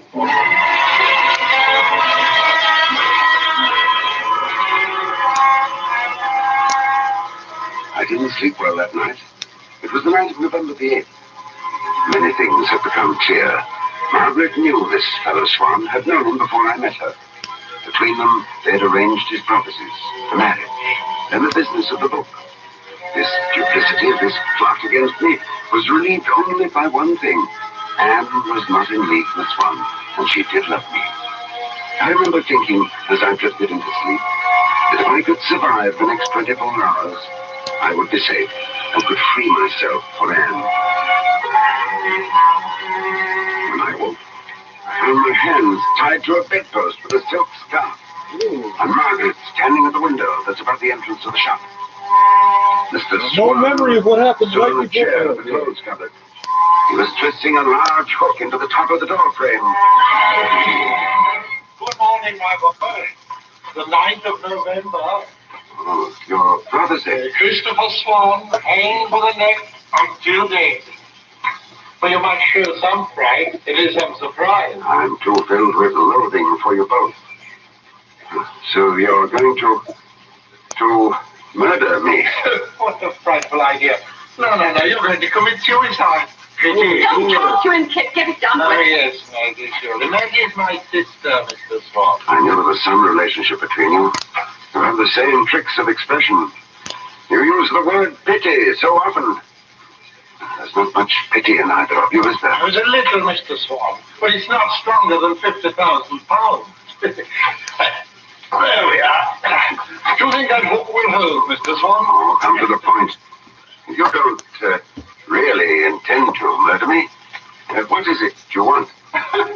Maggie, he thinks we're only pretending. Hurry, will you? It's almost time. Oh, poor Maggie. I hope our share of your fortune will console her. Will it console you, Maggie? Oh, shut up. Maggie's having... Extreme weather season. Count on our weather experts and the 680 News Extreme Weather Center for all the latest on this storm. And how to keep you and your family safe. Road conditions, school cancellations, and the latest storm updates. The 680 News Extreme. Bit bothered by that. No, because he was part of the conversation. No. I can't tell. And once again, I can't be inside your son-in-law's skin, but I appreciate the fact that you're bringing it to the table. If Megan brought it to the table as she did last night, do you think the tone of the conversation was the same as the one you had with your family, Jack? That's the thing. We don't know. We're listening to Megan and Harry. And you gotta remember, in family, sometimes we air dirty laundry, but the laundry isn't always as dirty. They're marketing themselves in North America as ex-royals. If they really wanted to go into obscurity, they wouldn't have had this. And like I say, I don't know. If it happened, it was totally wrong. I mean, she's a lovely girl, and I don't look at her with a skin color. I looked at her married into the royal family. Her skin color is not the issue. Like I say, she's just white enough to pass. Conversation for Megan, but I was at the one for mine. And my son-in-law, I know, didn't, because he was part of the conversation, and he wasn't. I know he didn't take offense to it because I know who he is. He doesn't. He married my daughter. He didn't marry a white woman. My daughter didn't marry a black man. She married the man she loved. Jack, I'm glad you love your son-in-law, and I'm glad you love your grandchildren, and I wish you and your family all the best. Thank you for the phone call. We're continuing to talk about this at 1-877-399-9898 in a moment on Charles Avenue tonight.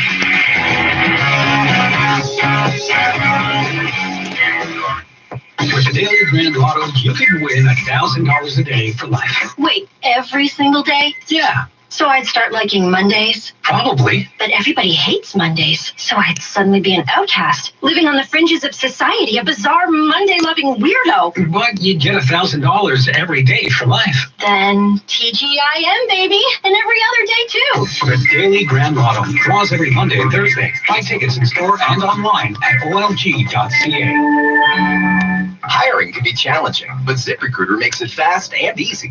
We talked to Monica Starks, who needed to hire for a pivotal role at her company, GS Group. As the owner of a construction company, finding the right people is a very difficult task. So I use ZipRecruiter. ZipRecruiter's powerful matching technology identifies the right people for your job and actively invites them to apply, which is why you should try ZipRecruiter for free at ZipRecruiter.ca/Canada. Monica did, and that's how she found Lamont, her new project superintendent. The job is so perfect for me. I had a career breakthrough. I would have never found this job if it wasn't for ZipRecruiter. With ZipRecruiter, we've hired everyone from accountants to project managers to field scientists. With ZipRecruiter, we get hiring results. See why 4 out of 5 employers who post on ZipRecruiter get a quality candidate within the first day. ZipRecruiter, the smartest way to hire. And now you can try ZipRecruiter for free. That's right, free at ZipRecruiter.ca/Canada. That's ZipRecruiter.ca/Canada. ZipRecruiter.ca/Canada. Picture life without restaurants. All the first date spots. And her favorite places to watch the game. The lunch spot that gets us through the day. The places the kids love to go. The coffee shop and the drug dealers have to protect the fucking place, or the crackheads are gonna fucking smash These the are the windows. moments we don't want to lose. 10,000 restaurants have already closed. Support restaurants for the times they supported you, whether through safe dine-in, takeout, or gift cards. Take action. Visit supportrestaurants.ca. Nothing says I love you like the perfect engagement ring. Nothing. What about I emptied the dishwasher? Oh, sure. Or there was a sale on those chips you like, so I bought 2 bags just because it's Wednesday. Yes, of course. Or you can have the good side of the couch for movie night. Not the act. What's wrong with this side? Or yes, you can have my last fry, even though you swore you didn't want any.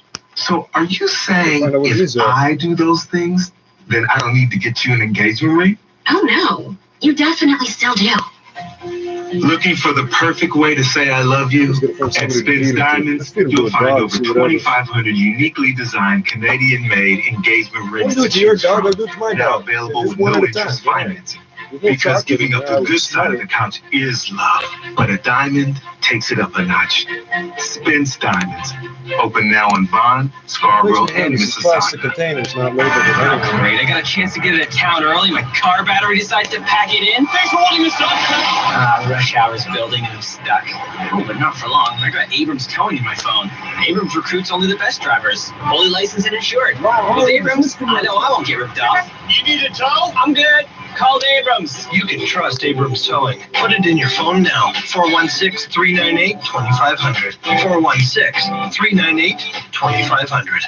In 200 meters, go left onto, James Street. Yeah, no, wait, left. I think. Recalculating. Wow, I love you, man. Just wanted you to know that. Okay. Recalculating. Go left onto King Street. Wait, sorry, that's a stop sign. Recalculating. You wouldn't trust AI for directions if it were under the influence. So why would you trust yourself to drive? Don't drink and drive. A message from Global News Radio 640 Toronto. This is Global News. I'm Randy Kilburn. Court documents say that in the months before going on a rampage that killed 22 people last April, a Nova Scotia gunman showed off a powerful rifle that he said was for a movie he planned to make. Documents used to obtain search warrants say the killer did not have a firearms license, but he opened the trunk of his car to reveal a military-style gun to a friend from work. Told him its firing pin had been removed. Pfizer Canada's president says one reason for this country's limited supply of vaccines is because of the perceived timeline for approval of its vaccine. Cole Pinot says the company believed Health Canada wouldn't approve the Pfizer-BioNTech vaccine until well after the new year. Health Canada granted its approval, though, back in December. Pinot says when the first doses were delivered on December the 14th, Canada was actually the second major country in the world to get them.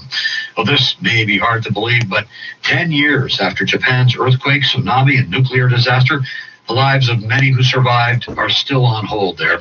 One man learned to dive in order to look for his wife's remains. A soy sauce maker rebuilt his family business, but lost his customer base. And a rice farmer refused to leave, even as dozens of neighboring homes remain empty.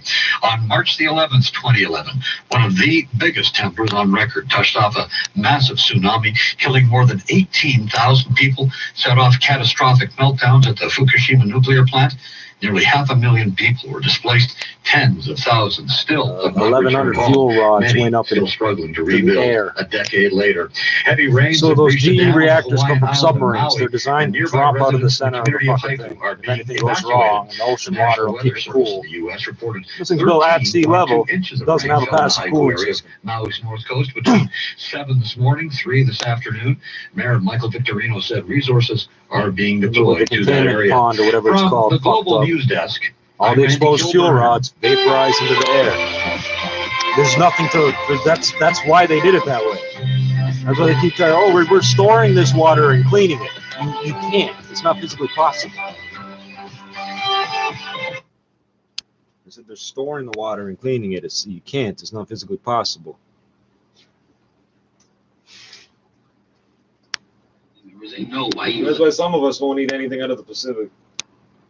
To make that move, or I'm sorry, you felt that you had to do that because you felt we were not supporting you.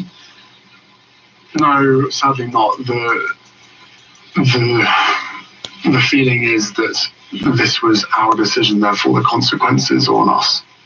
I'm very aware of this, that my brother can't leave that system, but I have.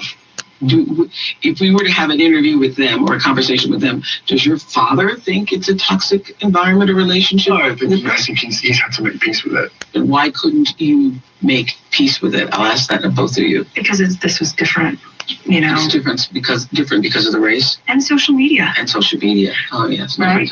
Different time. That didn't exist. And so it was like the wild, wild west. It was spread like wildfire. Plus, by being American, it translated in a different way across the pond. Meghan, Harry, Oprah, and should we be talking about it? And Chris Sims, an avowed monarchist, will be joining us in just a few moments. Let me take another couple of quick calls on this. Todd in North Vancouver. Todd, you're on Charles Andler tonight. Welcome. Hey there. Thanks for taking my call. You bet. Just wanted to say that, boy, Harry's come a long way. It seems like it was just yesterday he was dressing up as Hitler for Halloween, doesn't it? And now he's playing the race cards. My, how time flies. But anyways, I mean, here's the reality.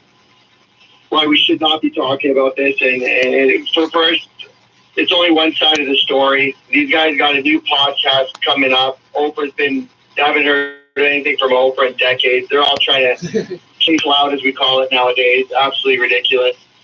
And what sells more than racism, than mental illness and racism nowadays? You know, nothing sells better than that in 2021, and that's just the reality we live in. You know, it's that's just the reality. Like never going to change. That's progress. You sound stupid, bro. You're trying to make yourself sound smart. Beyond me, like happy Women's Day, Harry, because you're the biggest International Women's Day. Women's Day. Wow. Happy Women's Day. Thanks for expressing your perspective. I have absolutely nothing to say about that, any of that. Wow. I'll just, for the record, mark me down as disagreeing with everything that was just said. But he's got the right in this great country to say it. This is Greg calling in from Peterborough, Ontario. Greg, you're on Charles Andler tonight. Thank you, sir, for taking my call. I appreciate it. Charles, the racist comment was one thing, sir, but the one that stuck out for me prior to that comment was when Meghan was explaining that she was having I think it was the first time she met the Queen, a private shedding. There was no adoring crowds or media or anything else, but she still had to curtsy in front of the woman. And it just kind of, you know, let me know that the arrogance and those people to, you know, like, who do you think you are kind of deal. In this day and age, you're still expecting people to curtsy in front of you. So when she made the comment of, you know, that the racist comment had been made, I wasn't Queen of really England bows before because African just, kings you and know, it queens. cemented in my mind the mentality of those You'll people. find the photographs if you look for them. Yeah, they would say that it's all about tradition, and you would say that they can't get in touch with 2021. I guess. No, they're so far removed from reality. It's archaic thinking. I mean, come on, the poor girl was in the backseat trying to learn how to curtsy so she didn't, you know, feel embarrassed and ashamed. And give me a break. No, and they you can tell they grinded that girl into the pavement from day one, and they didn't have an ounce of respect for her at all. It's just disgusting. Did you want to respond at all to what the previous caller had to say? Actually, I'll give the same response you did. I don't agree, and maybe somebody's up too late. We need to get some more sleep. All right. Thanks very much. You know, it's interesting. When I disagree with someone a little bit, but I'm still respecting what they're saying, I'll engage. When it just feels like a lot of graffiti, my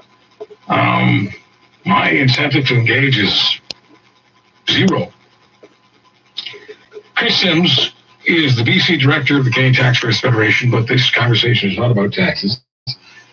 This is about one of many Chris Sims' interests, and she has a great interest in royalty in general, a great interest in the monarchy in general, and a great interest in the monarchy's specific attachment to Canadian life, to the Canadian Constitution, and to Canadian tradition. Chris Sims, welcome back to the program. Thank you, Charles. So this ain't carbon taxes. This is a little different. Let me start from where we started the show off about 40 minutes ago. Do you think there is anything wrong with a talk show? And this is a talk show at the end of the trail. That's what we do. Do you think there's anything wrong with a Canadian talk show talking about the Oprah, Meghan, Harry 2 hours? No, everybody's talking about it. So it's a talk show, and we are part of the Commonwealth, and it is Commonwealth Day, so definitely a hot topic. So go for it. What happened to Barbados? What happened to Barbados? Thank you for telling me that it's Commonwealth Day. I guess if that was a bigger part of, I guess, the Canadian life today, we probably all know that it's Commonwealth Day. Let me just ask you this. I mean, you're among the many hats you've worn. You're also a former talk radio producer. Why is it important for a talk show to be in touch with the audience, not just on the most cerebral of public policy issues? Because it's how people feel. It's what they're talking about. And, you know, accomplishments of women, but also calling to attention what needs to change. She says any company, especially those in male-dominated industries, which are drawing attention to International Women's Day, should be talking about what they're doing to support and create more opportunities for women. I'm Anime Nassar. Your gas price update is next. 680 news time, 10:39. So, how did you sleep last night? Not great? Again? Ditch the tossing and turning for some better sleep with Sleep Great from Healthology. Well, who you know made a point today as we were prepping for tonight's show, and I thought it was a point that hasn't really been made, and if it has been, then, excuse me, I haven't listened to all of every single conversation everywhere in the world on this. She felt that the Harry-Meghan marriage would not have happened if Harry were William. That is, if Harry had a very, very good chance of becoming king. I mean, Harry at the end of that trail is kind of a sideshow, kind of like, Prince Andrew, Princess Anne. They're members of the royals, but they are not going to be the queen or king of England or the queen and king of Canada. And Julie made the point that this marriage would not have happened if Harry was directly in line for the throne. What do you make of that? Good question. Frankly, that's really something that only the royal family or the firm that couple was referring to during the interview on Oprah could answer. Who knows? Lots of things have changed. I will remind folks that back when William and Kate, the Duke and Duchess, were expecting, they did make a change that no matter which child was born, he or she would be in line for succession. And that was a big change. So, change is possible. So it's a really darn good question. I think as somebody, I'm not the biggest expert on the royal family and the monarchy, but I do read history and I try to read the biographies as much as I can. I think it's a good idea after we've watched a billionaire American interview millionaire British and American people to take a step back and realize that the royal family is more than 1,000 years old as an institution, as a monarchy, and it's gone through lots of controversy before. You must realize the royal family goes back 1,000 years. Prior to this. And so the Vikings were here 1,100 years ago, so I don't give a fuck. Why are people, let's just focus on the British as opposed to the Canadians here, because there would be no monarchy if it weren't Micmac petroglyphs, pictures on rocks, match Egyptian hieroglyphs, pictures on walls, still made of rocks. I can't say everybody, but I'd say 3 out of 5. Deeply attached to this institution known as the monarchy? It's a good question. I think it's because people often need structure. We need order, we need structure. People look to history. They are the head of government, as they are the head of government actually here in Canada. A lot of people don't know that. It's the same thing as we see in the United States with the pomp and ceremony. Not the government of Canada, or this would be called British North America still. They paid 30 pieces of silver for every Micmac man, woman, and child to try to take over this country. This is not Britain. They are the government. 1,000 years? No. And she just picked that number out of the air. London is 800 years old. How is the royal family 1,100 years old? That doesn't add up. both the good and the bad. The reason why I knew it was Commonwealth Day today is because Her Majesty the Queen's official Twitter put it out that it was Commonwealth Day today and released her statement, and that was through social media as well. Yeah, she's doing that herself. So ever since I was a kid, every Remember year, when they caught Christmas time, someone trying to edit bad things out of address. Wikipedia, but they were true, and they traced the IP address back to Windsor Castle? I doubt that I would watch Boris Johnson's Christmas address, and I must admit, our prime ministers must give addresses as well, or I don't know, they do year-end interviews with people, and I don't pay much attention. But when the Queen comes on, in my brain, I guess, this is the head of state. This is important. That's right. And it is important in that way. And I think a lot of people have a lot of not technically the head of state. For Her Majesty the Queen. What it says is the Canadian royal family.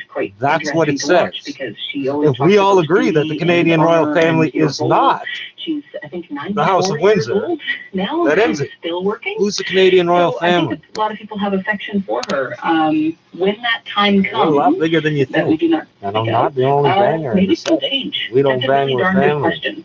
Because what's loyalty is royalty. I find not when speaking to listening. other royal watchers is that she isn't political. Royal blue. So she doesn't get involved with her opinion on carbon taxes, for example, as you brought up at the beginning of the show. I think that might change when Charles becomes king. When? Yeah, I don't think Charles will be on your side. I doubt it. We would have a polite disagreement on that. I think so. Yeah, Charles is a lot greener than Chris Sims. Chris, let's continue this conversation. We're talking about the Oprah, Meghan, Harry. First thing she said was she was not an expert. First thing she said. We'll talk to pollsters. So that she can say whatever she wants. Oh, she already said she didn't know. No, she knows exactly what she's doing. She's perpetuating exactly what the House of Windsor wants her to. They have shitloads of operatives here. And then in an hour or so, and overtly, not covertly, the Governor General. The Army answers to the Governor General. Queen's representative in Canada. Numbers are going up because Team Blue's numbers are seemingly not going anywhere at all. So politics next hour. Right now, the monarchy. This is Charles Adler. Oh, because that's not politics. Thursdays on W Network. That's just family affairs.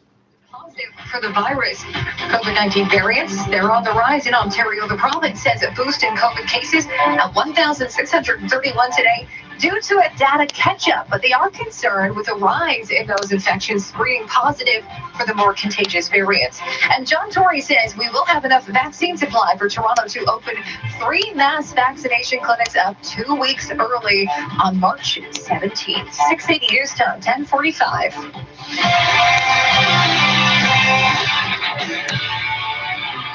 Now time for 680 Sports from Sportsnet 590. The fan here is Rob Long. The Maple Leafs have one more night off before hosting the Winnipeg Jets tomorrow. Joe Thornton says the team is really starting to click. Every night, we have a chance to win every night.